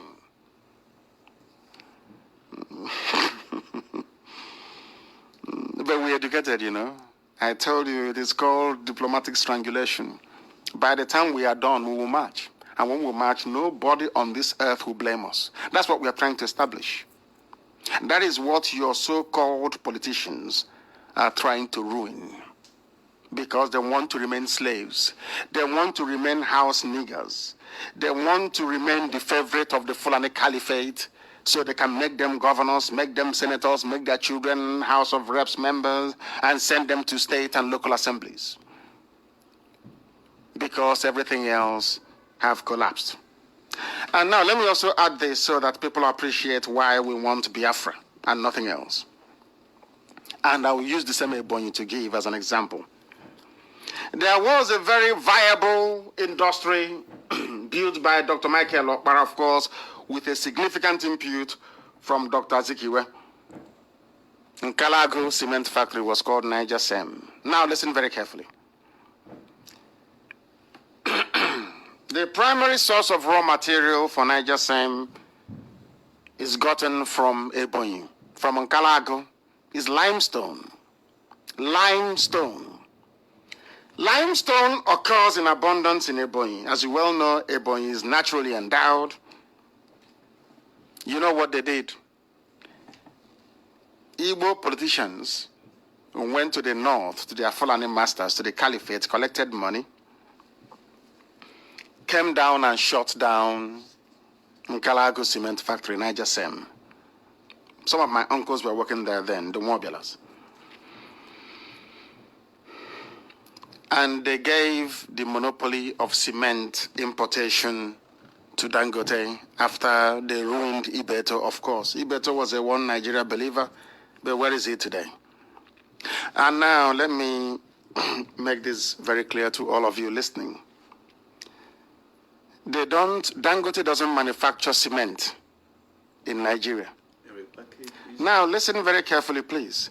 What Dangote does is to import the dust, the cement dust, from abroad and bag it, repackaging, into a bag that has Dangote on it.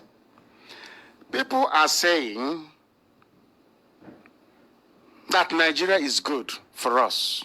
Let us campaign for the presidency because they are myopic, they are evil, they are wicked, and they are ignorant.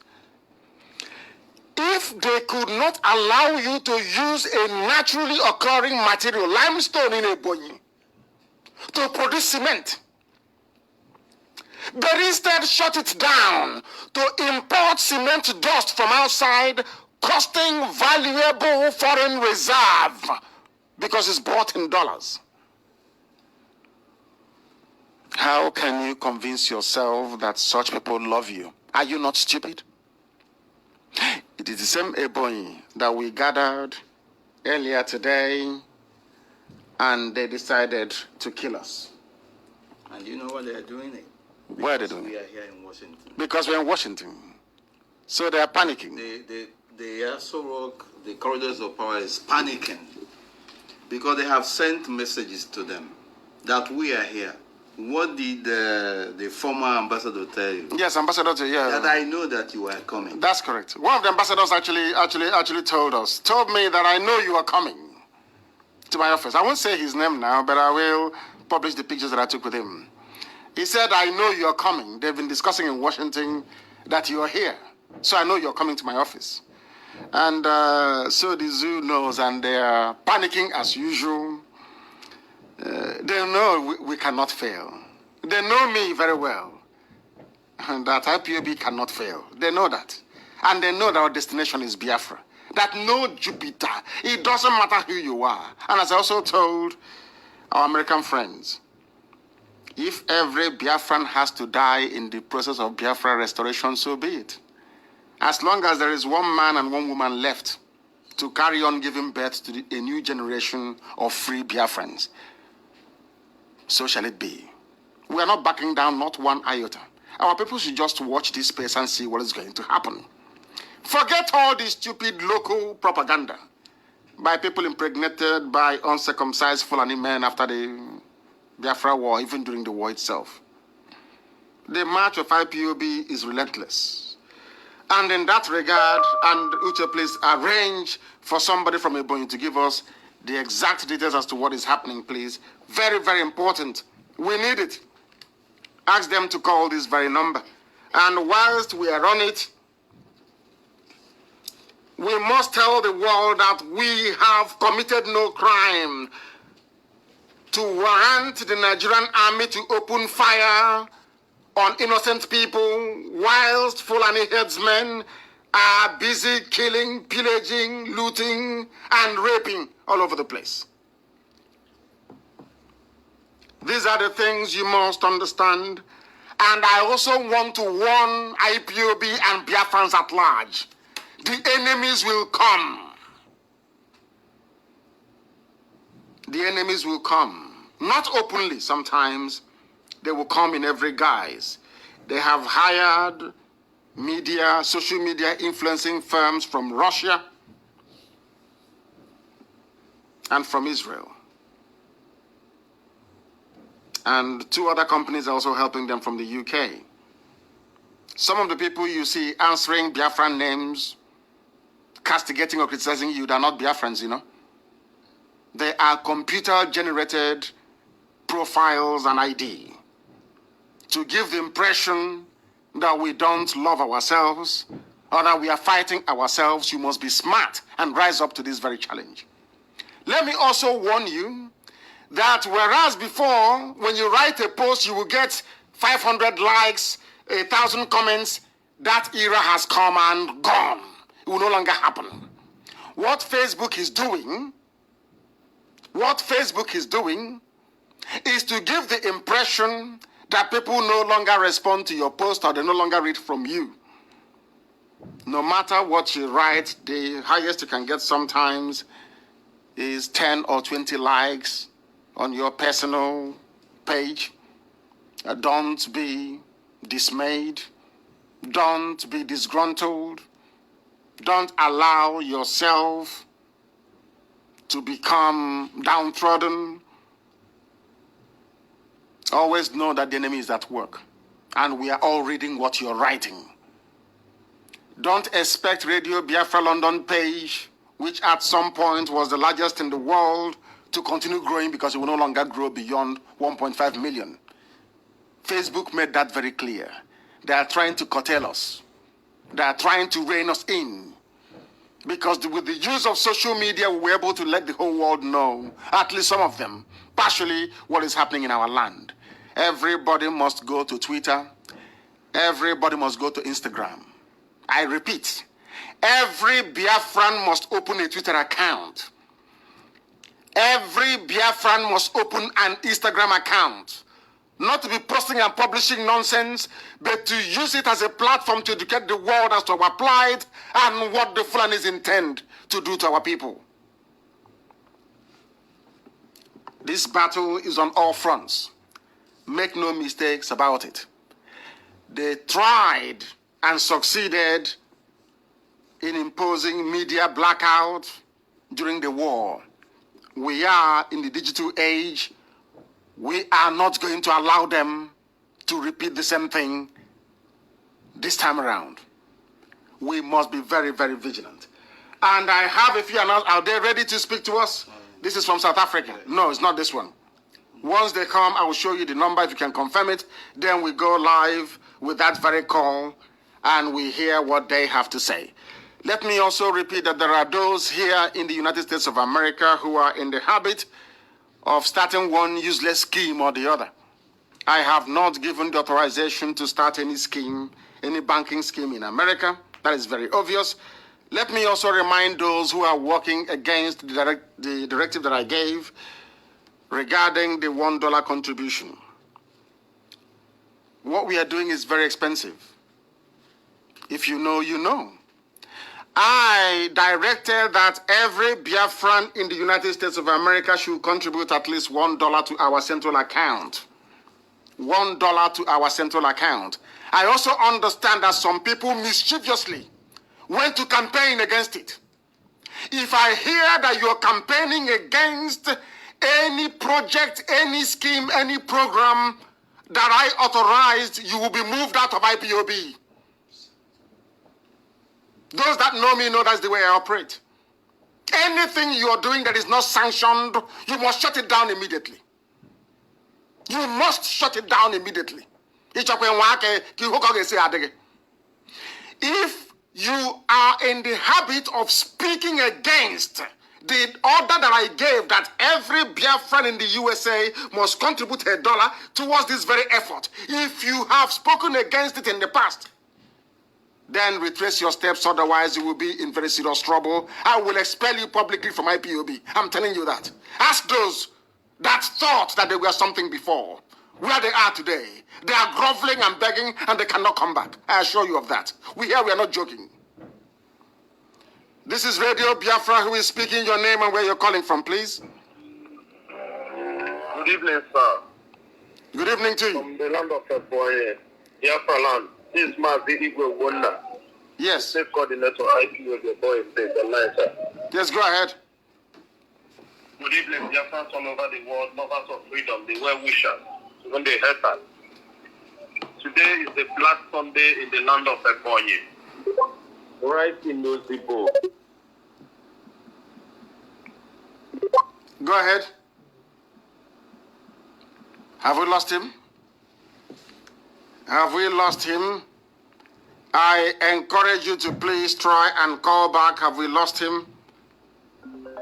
Yes, I think he's back now. He's back now. We have him online. Yes, please go ahead.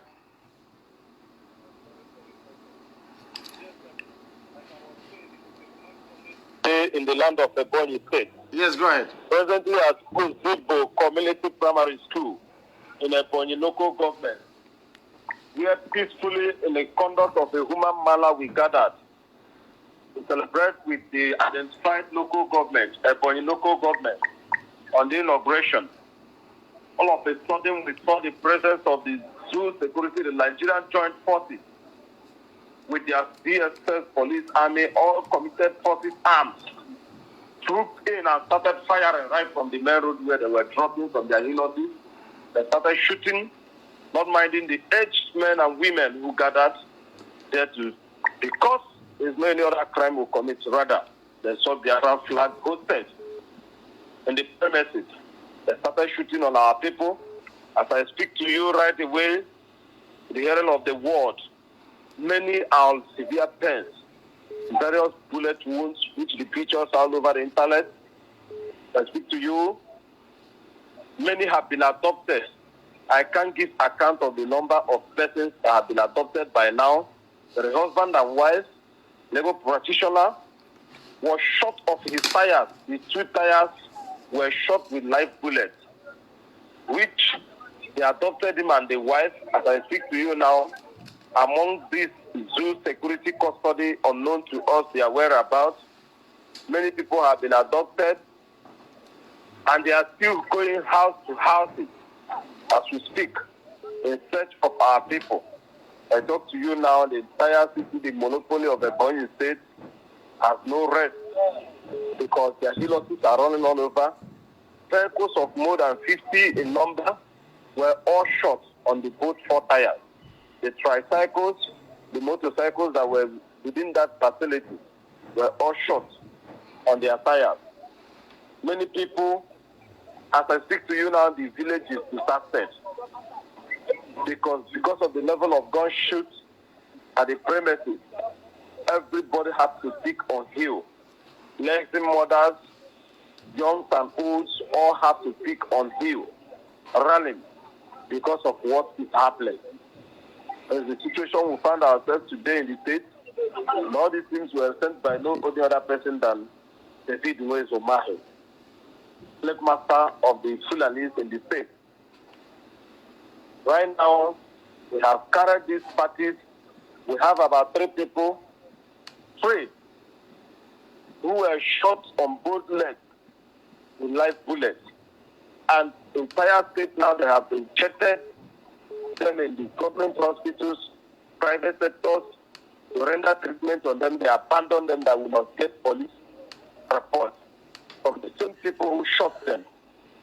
I speak to you now, these people are lying on severe pain. No admission, no treatment ongoing on them because of the molestation and inhuman treatment ongoing. Have to cost us going into the bush areas and survival of hours, and all the villagers were on their heels. And this is the same place he came down with his troop and bombed the Fulani herdsmen who are there to occupy the land. And nobody go after them. Those security agents after them. All the crime of communities that will gather in the same place. Maloma gathering peacefully, compared to nobody.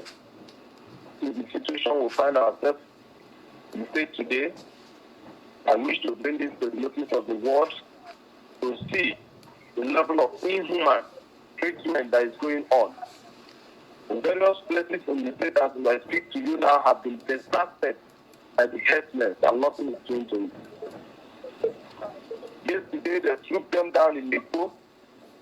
On Wednesday night, they brought in different types of military uniforms and paramilitary in disbursement to these herdsmen, which, as I speak to you now, if you come into the monopoly and to the local areas of the state, you begin to see even the armies in the very rural and rural timid areas. And I wonder what the army is doing in the timid areas, how to do with the life of the people. They have declined to commission Operation OPI as they said, Operation Positive Identification.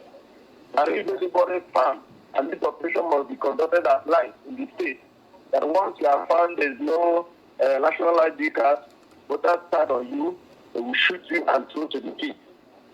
This is the inhuman act that is going on in the state. On daily basis, they troop in trucks, loaded of foreigners, Nigeris, Arabians, Fulani, to the length that even the outsiders who were in the state before, it's raising alarm. that these are killers. And this is what the government can do for the state, bringing in people, molesting the people in the society to suppress everybody.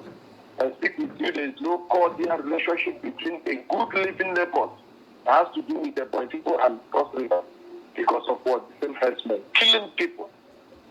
These days you find them in a Z, they will burn down houses and properties and claim that it is people that came and attacked the people, and then will go to the cross river and burn down houses and claim that this is a communal war.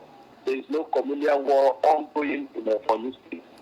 This is an attack, open attack. Many have been apprehended live. And when you remove the markings on them, you see that these are Fulanis assigned by the state government. The same thing happening between Igbo people and that of Benue. There's no communal crisis in this environment. They are the people that resist this alarm. Just like the other our people say, that one would throw a stone where there is oil and come out and shout, "We throw stone." He, the governor of the state, is the one accelerating all these inhuman activities through the masters, the Fulani. I speak to you, the local government chairman of the Ebonyi state, Ebonyi local government has been going around house by house, checking people, all for the fact that the indigenous says they don't have where their family more or less, where that Fulani should settle or cattle rearing. Now they have changed topic from that of the road canal in the state to agricultural livestock, farm plantation. Right in Isu, in Onitsha local government, they went through a appointed commissioner, and that of the local government chairman with the traditional rulers there, declining that occupants of 20 square hectares of land should relocate to unknown destination, that they want to build LMPC station there. So the question remains, are you building an LMPC station in such a village where even the private police stations has not been patrolized to death, and more or less talking of raising that of LMPC for them? This is the level of molestation they are giving to the state. Right down in Oshiri, 400 square hectares of land have been dominated with the ghost of flats in a republic inside the Ebonyi state. Right in Amasre community, the same thing is happening. In Asin, the same thing is happening. In Eshango, the same thing is happening. Creating inhuman measures between the laboring villages. Creating a lot of atrocities. There's no single morning you wake up, you don't find a dead corpse on the street.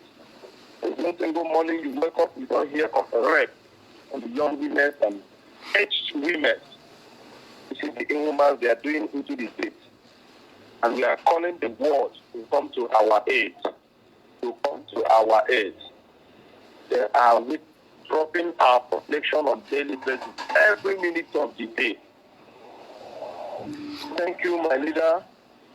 The pain I'm seeing over the people who are lying on wounds cannot even allow me to express much. And even as I speak to you, with the hearing of the word, the shock of the level of bullet fire at this premises today in the community primary school, I don't think that one bus can pack the corpses of these bullets that were fired in this premises. I speak with you now, the instruments, the seats we were sitting on were all loaded in their helos. Even the foods that were cooked to give to people to feed on the course of the gathering we had, they packed everything, drinks, water, pure water, canned water in their numbers to their helos, went off with. As I speak with you now, the word should be on record that Barrister Cyril Ndubisi Orogo and the wife is in their hands, unknown to us what their situation and condition is as we speak. Because for them in open place to shoot live bullets on his back, four tires, wide or right. I wonder what their condition is as we speak now. If the world should be on note, many who they carried away, tied their faces. But now we have not gathered their limbs, but between now to the next morning, we should be able to communicate ourselves all around the state and know who is missing. That we may come up with the details of the atrocities that before to the people of Ebonyi today. Thank you once again. Good evening, Biafrans in the land. Good morning and good afternoon, depending on the side of all of you. Thank you very much. Thank you. Sir. Thank you very, very much. Thank you for that. Thank you for that. You've heard it. And what they're doing. They came and they shot, they killed people. I need the name of the barrister and the wife and the names of all those injured. I pray that no one is dead, because it didn't say that anyone was dead. So we're just praying for that. We need pictures of the injuries with their names, the exact time that they were shot, that we may continue to compile and supply this information to global agencies, that they may bear us witness anytime we decide to march. That is why we are doing what we are doing. Because when you come to places like this and they tell you we've not heard of this problem before, that means anything you do, they will say, okay, the Nigerian government said you're terrorists, that means you're terrorists. So we need to come to explain ourselves, to let them understand what the Fulani terrorists in uniform are doing. We are confronting terrorists without uniform, and then terrorists in uniform. The same governor of Ebonyi State said that our land is being overrun by Fulani headsmen. He never called the army, he never called DSS, because the secret police, the DSS, the army and the police, they're all Fulani people. They don't go to school, but they're in the army. They don't go to school, they're in the DSS. They don't go to school, they're in the police. I don't know, I can't. They're using terrorism as business. And for them, terrorism is business. As I told people here in the USA, they come to you and they tell you, oh, Boko Haram is doing this, they kidnapped girls here. They are the ones kidnapping the girls. The Nigerian government is Boko Haram. Nigerian government is Miyetti Allah. They are the terrorists themselves. These are the things we need to explain to every government around the world. Every coordinator in every country, and some of these people, rather than busying themselves with schemes that I have not authorized or giving them permission to dabble into, what we need them to do is to make sure that every lawmaker where you are, we are going to prepare a series of information. Every lawmaker in the 100 countries around the world that IPOB is domiciled must understand what we are doing and why we are doing it. Because the zoo is unsustainable. Nigeria is worse than a jungle. Nigeria is not supposed to contain human beings, because the people there are unbelievable. They are unbelievably wild. We must continue to do this very work. There are people calling. Do we have time to take calls from New York? Something? Yeah, a few. There is a caller from New York, please. Can you that? The caller on the phone, please. You know the protocol, you know the drill. You give us your name and where you're calling us from, please. Your name and where you're calling from, if you may. Yeah, hello? Your name and where you're calling from, please. Yeah, my name is Mazi. I'm calling from New York here. Go ahead. Good. Well, I have been following you, Mazi Nnamdi Kanu. I respect you so much. I thank you once again. Your spirit is so high. We acknowledge you. We are making sure in one way or the other, putting our heads together. I've been making sure that I've been following you all your broadcast. But all the same, sir, I think we really have to step up, because the rate at which the killings are now is alarming. I don't know what you are doing or your strategies you have put in place, but also we really have to minimize this. I don't know how you do it, but let's minimize it. now for John. Thank you. Thank you very much. Thank you. Is he part of the family? Are you part of the IPOB family in New York? I'm not actually, but I'm working towards it. You see, because you have very good ideas, and it will be very, very beneficial if you are to be part of what we are doing and avail yourself of the IPOB Family Forum in New York to ventilate some of these issues, and then it will be implemented. IPOB is there to make our people have a collective sense of purpose. And I expect you to try the much you can to be part of IPOB. You said we must hurry up. We know there's only one way to stop them. We need to defend our land against these people. And we know that our people, those that you claim are politicians, will not do anything about it because all their life they have been serving Fulani Caliphate. It is up to us to do something about saving ourselves, saving our children and unborn generation. And if you belong to the nearest family where you are, that will speed up that very process.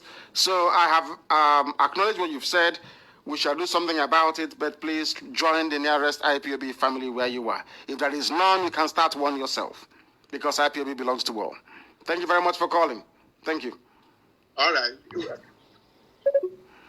Yes. Do you have anything to say to our people before we bring today's proceedings to a close? Yes, just to add to what you have just said, and for our people to brace up for the challenges ahead, because the killings will continue. They will come against us even harder than that they have come now. But the most important thing is disinformation. They'll be lying against us again. Of course. Before governments around the world. Of course. Good. Nigerian government has earmarked billions of the worthless naira to deal with our people. They have started with Facebook. They are partnering with Facebook to try to minimize the damage, the exposure that we are giving to them.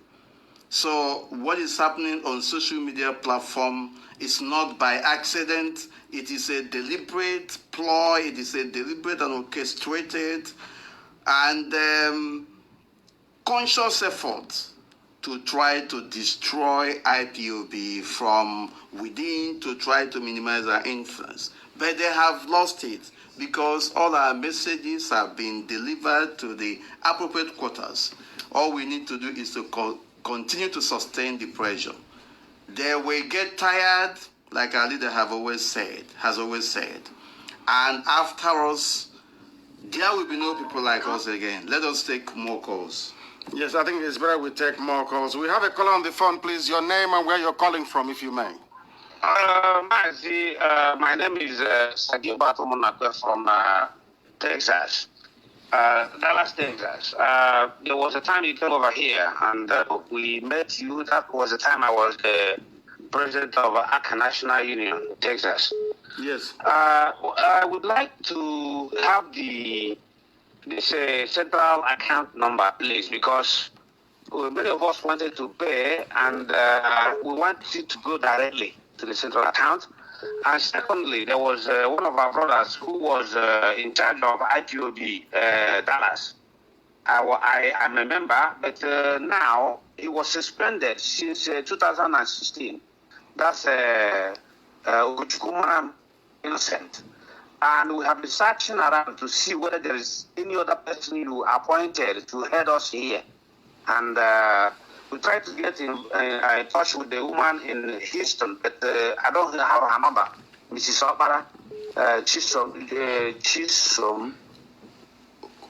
Yes. When I only in charge for Dallas, because all the impact. And with so many people about the issue. Yes, I will. Yes, I will make sure. You must understand something that in IPOB, I just don't wake up one morning to suspend people. If you disobey a direct order, you will be suspended from IPOB because we need to be disciplined. But I have a telephone number to give to you, our overall coordinator in the USA, and this goes to everybody in the USA. Now, let me also say this to you. Once you find yourself without the nearest contact of IPOB, you start IPOB family yourself. Start one yourself where you are. You are IPOB. You are also IPOB. You can start IPOB family yourself in your house with your wife and your children. You can start it in your bedroom if you want to. Because Biafra, of course, please take down this number. Very, very important. Because this is the national coordinator of USA, Dr. Okoro. His name is Dr. Okoro. I call him, but it's Okoro. In my hand, America, his name is Dr. Okoro. Yeah, Okoro is 512 825 53 00.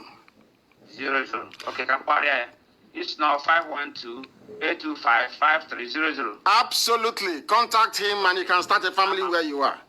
Thank you very much. Because too much. Too much. Of course, of course. I give very long one. He said, thank you very much. So one of the big I don't know my thank you. I mean, God will protect you. He said, we are with you. He said, anywhere, anytime, any day. Thank you very much. Because thank you. Thank you. Thank you. Thank you very much. Yes. He said, thank you very much.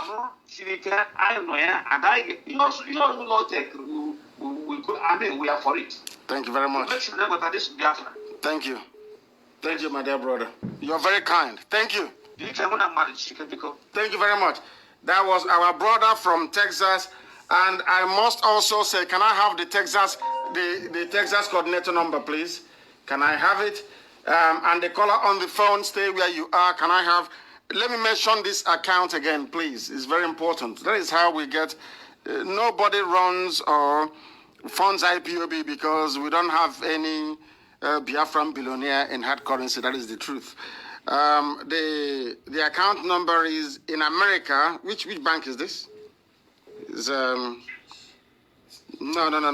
This is not. This is not our account. This is not. What are you giving me? Crenshaw Avenue? No, it's not. We must proceed. I have. That is somebody from the United Arab Emirates. Is it? The caller on the phone. Can you hear me? No, I can hear you. Please, your name and where you're calling from, if you may. Can you hear me? Yes, I can hear you. Go ahead. No, we've lost him. We have lost him, and please, if as usual, you know the protocol. Once you are with us, endeavor, please. 611. Oh, dear me. Oh, dear me. The whole thing is, we've not used this type of system in a while, so the whole thing is all over the place. Should we take more calls or bring this to an end, because a lot of people are trying to get through? I want the original account details, please, and get that. That is our account here in the USA that anybody who wants to support can also contribute to, because only if they know how much we're having to spend, but they don't understand that. Some of them don't. This is Radio Biafra. You're live and the world is listening. Your name and where you're calling from, please. Yes, good evening, Mazi, Nnamdi, Kanu. This is Victor Goodnakwe calling from Boston, Massachusetts, USA. Thank you very much. Welcome to the program. Please go ahead. The world is listening. Thank you, sir. It's a pleasure to talk to you, with you there, with our Deputy Leader, Mazi, Uche Mefor. I really have to thank you for all you're doing for Biafrans. But there's one thing I want to suggest, like the countries in the world, is there a way we can write them notes about them protecting us, even though we are Biafrans in the diaspora, so that we can protect our population in the diaspora? Yes, we are doing that, and as you well know, most countries around the world now recognize what we are passing through. And people are once you identify with IPOB, you can no longer be deported. You know that very well.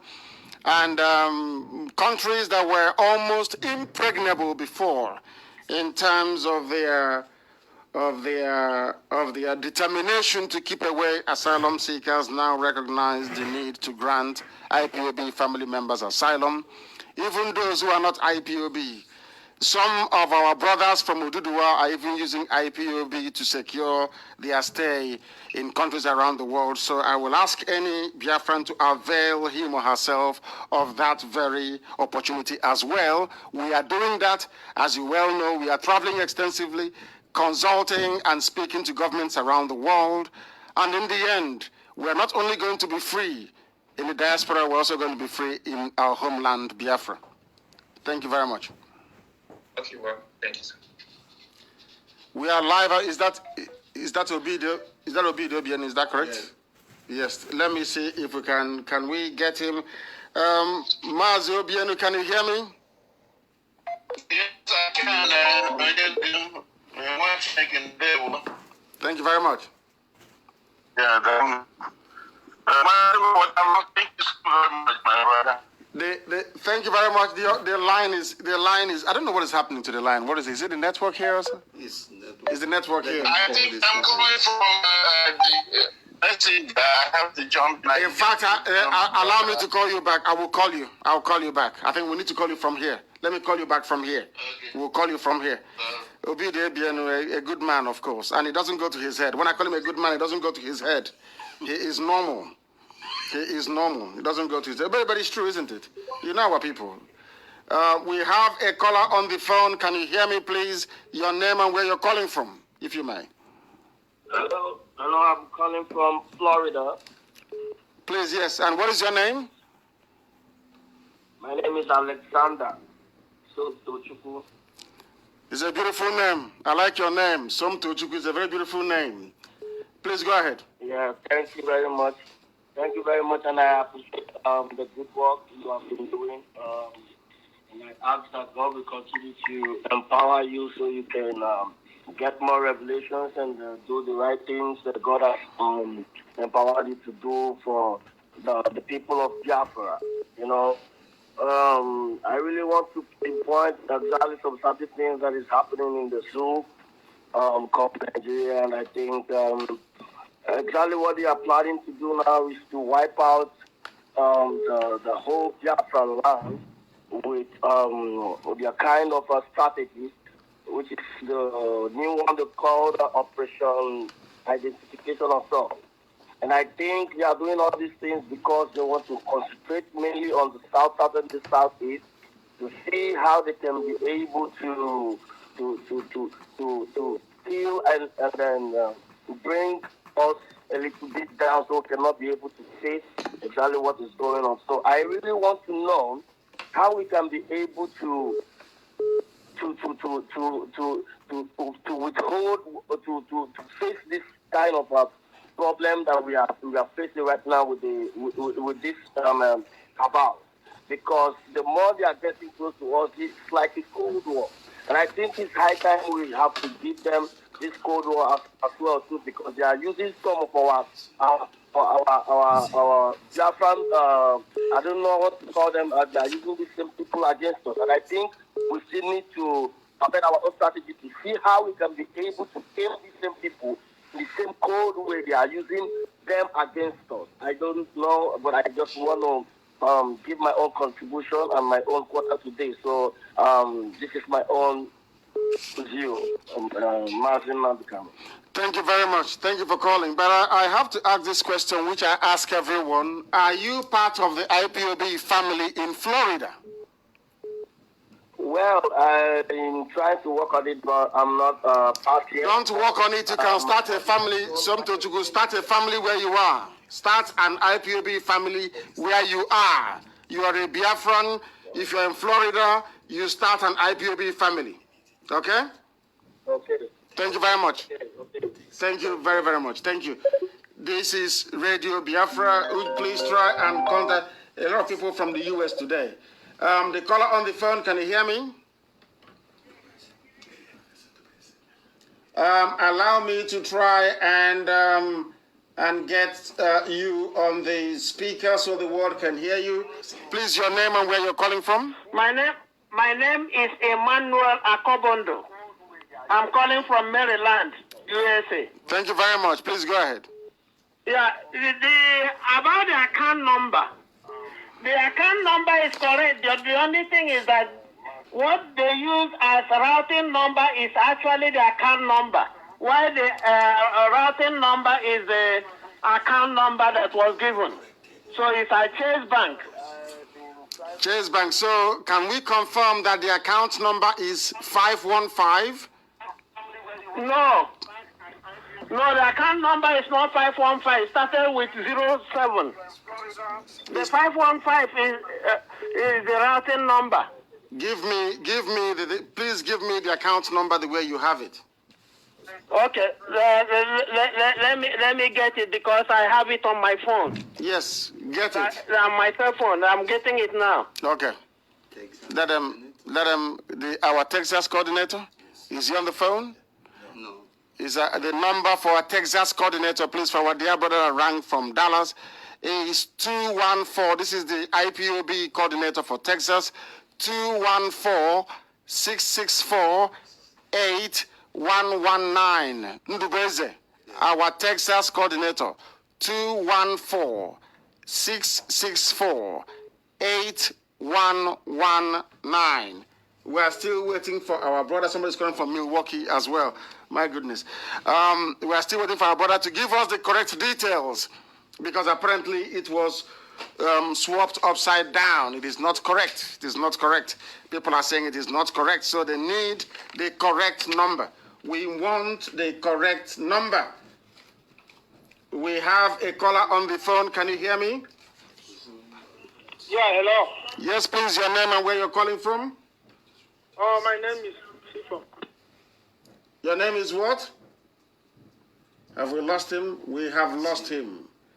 We have lost him. I need to unhold the caller on the phone. Can you hear me?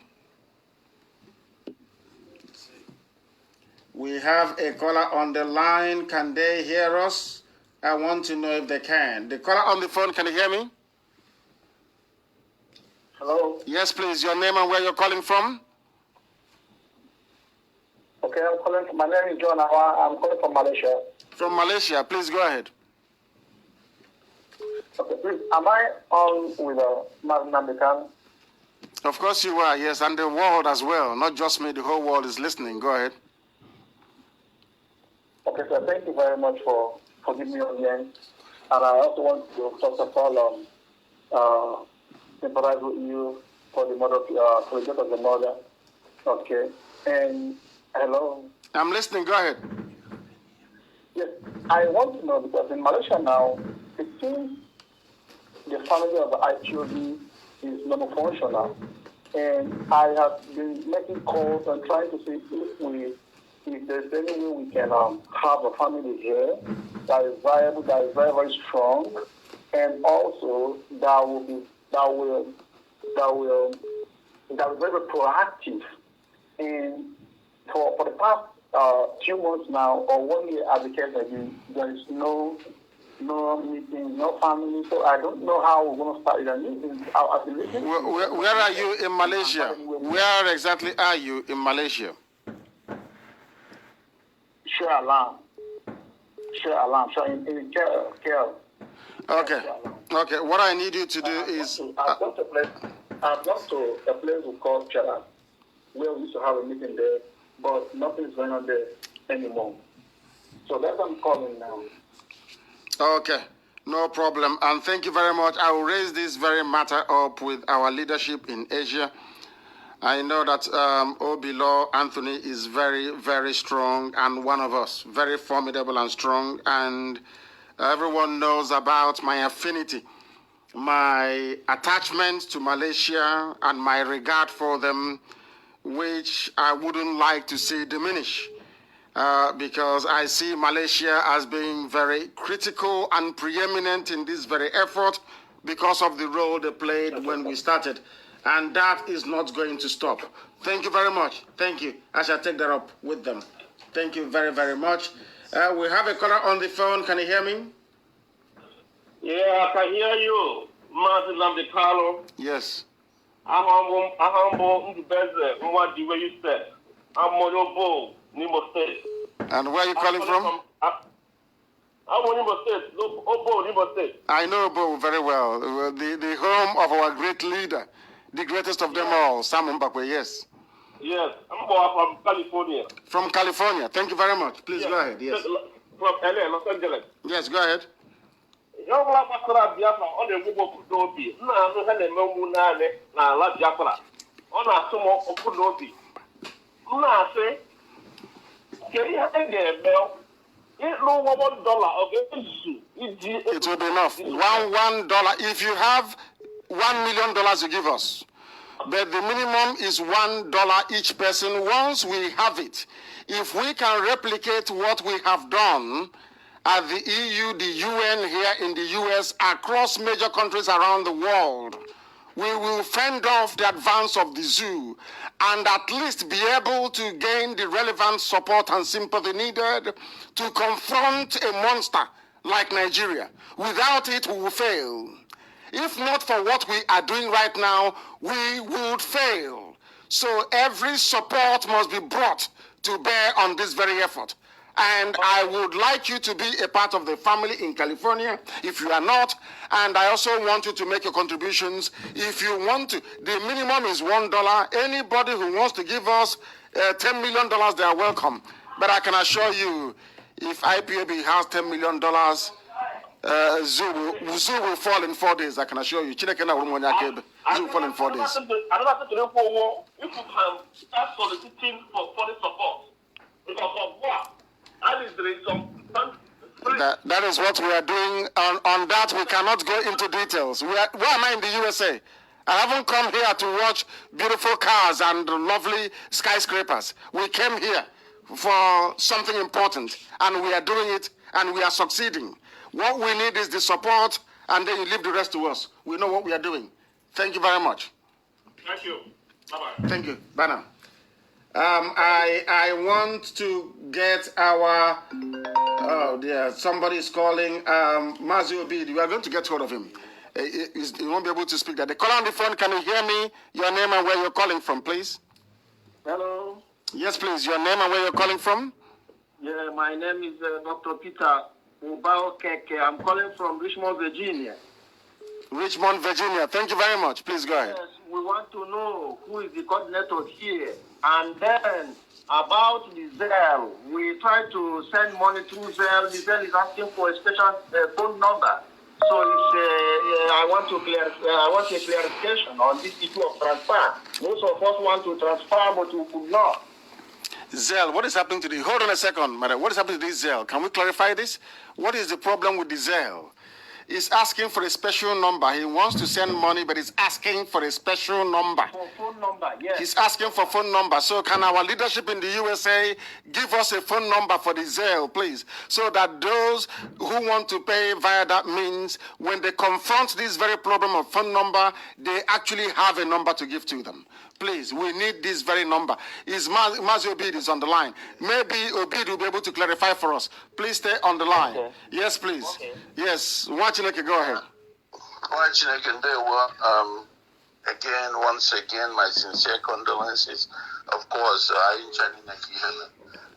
I'm calling in because I heard what is going on. People saying something about account and everything. I think the first thing that all these callers will understand is that when you give information here, it's important that they follow up with the information.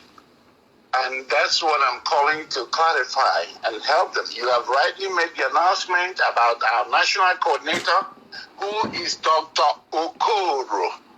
I know it's spelled like O-K-I-O. But the pronunciation is different. Dr. Okoro. Because we have people running around here confusing all people who wants to play a role. If we get that right, then we will know about Dr. Okoro's number, which we have already given out. And I'm willing to give it out again here.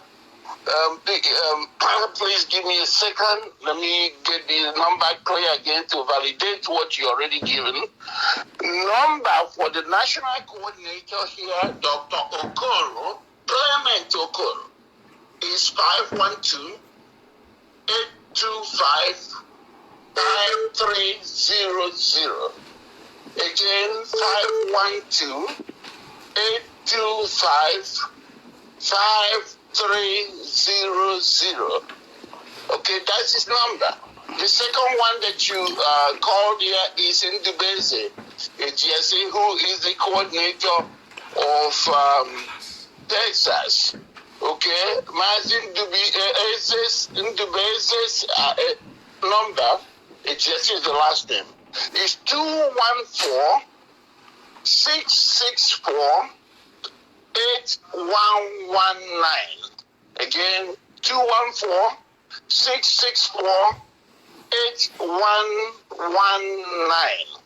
That's Mazi Ejesi for Texas. Now, the account number that we are talking about for this $1 donation. And remember, this $1 donation is for charity for our people. Go there and make your $1 and make sure you pay for the entire family, not just you. There's no way we can use $1 and fight for freedom. This is a charity. And the account name is Bia Foundation Incorporation. Bia, like Biafra, BIA Foundation Inc. This account number is the recipient, again, Bia Foundation. If you put in this Bia Foundation, if you are using Zelle, Zelle is a service that is provided by major banks in the United States here.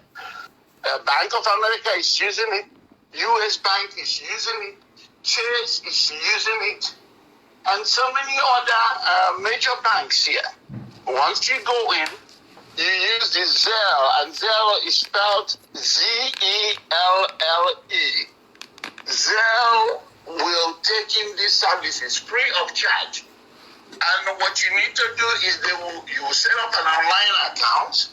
When you set up an online account, you go in, it will ask you for recipient, you put in this Bia Foundation INC Inc. Bia Foundation Inc. And the next thing you put in there is not a phone number. There's an alternative for phone number, but you don't need a phone number. The next thing you put in there is where the email is required, which is Bia, the same Bia, 67foundation@gmail.com. Again, the email to this account is BIA 67 foundation@gmail.com. Once you put in this email, remember the recipient is Bia Foundation Inc. Bia space Foundation space Inc. And you put this email in where the required space. You put in your money and the money goes straight. Okay, you don't need the phone number to this account, please. We have heard that people are walking around and asking who is the name in this account, who says from this account. Now you can hear that our leader authorized this account. Okay, because when you leave now, they will go around and start yapping again. This is the account you can hear now. The leader is confirming it. I'm here giving you the same information. So there's no need running around questioning about who owns this account, who is a signatory to this account. It's a simple obedience, people. Go in and make this $1 donation. If you're a family of 5, making $5. And that is times 2. I'm making for 1 year. I've made mine. So I am not telling you what I'm not doing. Now, that is it about this $1. However, remember that we have participants already in the United States. Give an offering of $60 monthly for this freedom. This $60 is an offering. If you want to be participant, if you want your name to be on record for this God's own project, And this very project must be supported. $1 is just charity. So that you will contact your state coordinator. You contact your various state coordinators. Mazi is on the radio, whatever state you live in. Call Mazi program. The same radio Biafra that you are listening right now, that you are calling our director. The same radio, Mazi comes to this radio every day at 9 a.m. for people that live in the eastern region. For me, it's 6 a.m. We have Peter Ike. Peter Ike is one of the radio hosts. He comes at 6 a.m. Eastern time, because I see a lot of people from Maryland and all these places are calling. In Los Angeles, here where I dwell in, it's 3 a.m. So I wake up and I listen so I can see what you're saying. If you want to know the coordinator of your state, you call in and make inquiries. They will direct you on how to participate in what we're doing. I know our leader said you can coordinate. That means you don't have, if you hear this gospel, you don't have to waste a minute to join. That's what it means. That aside, that said, there's a way we conduct ourselves. We want to be in uniform. So you must consult your state coordinator to give you guidelines on what you need to do. Because we don't want a situation whereby somebody will start running around and start collecting people's money and say, our leader told me on the radio to start a family. Everything that is done here is done in accordance with the IPOB fundamental guidelines. If our land is under occupation, and we are here marrying and marrying, peacocking ourselves everywhere, whereas these marauding foreign terrorists are in our land decimating our own family. So this is the information I want to share. Another thing I want to say is the account that says Crenshaw is an authentic account. That's the national account here. This account was established in 2016 and is still okay. It's the national account for states that have not gotten their state account running. I know that New York have their state account running. David Ezekiel is there. I know that California have our state account running. Babachi Joke is doing it here. I know that other states, Atlanta have their state account running. Mazi is doing that. So these are state accounts that are running. Meanwhile, for people who haven't had their state account set up, for these participants, for being a participant in this freedom project, you will donate to this account that says it has a 3738 special address. It's an authentic account. Any money that goes in there drains to the headquarters, finance headquarters of IPOB. And this is what I want to clarify. I'm watching again. Thank you very much. Thank you so much for your presence here. I can't thank you enough. And my role model right there, Mazi Mefor, I can't thank you guys enough. And God will make sure that you guys go back to your respective destinations come few days as we'll continue. For all Biafrans, remain faithful, remain diligent, remain truthful. The truthfulness is what I ask of you. And more importantly, humble yourselves. But God is here to set us free. Thank you, my brother. Thank you very much. Thank you very, very much. Mazi Obieno, our North America rep. And I think that brings us to the end. A lot of people, yes. And also, our madam is here, our woman leader here in the USA. She just walked into this very broadcast. I think it is an honor to have her with us here. And I want her to acknowledge our people. She came to see me. That was one. Please go ahead. Thank you all Biafrans and lovers of freedom around the world. My name is Mrs. Bridget Okafor. It's a great honor to come here to see our leader today. In fact, at this stage now, we are going home. There is no doubt about it. Mama has left to open the wide door for us. So I don't have much to say. We just walked in. But definitely, we are going home. Thank you, everybody. Thank you, ma. Thank you very, very much. I would like people at home, especially the politicians and those in the zoo, to see her. If there's any definition of ethique, madam, this is it. Yes, she has a very commanding presence. Very commanding, I must say. And I welcome you. I welcome you here to see us today. Deputy, you have anything to say? A lot of people are calling. If we start taking calls over here till tomorrow. But we have to prepare for the things that we have to do. I must thank everybody who has actually listened and tuned in. And I do have the name of the... Some people wonder what... I think it's very important that we explain to them what happens within IPOB.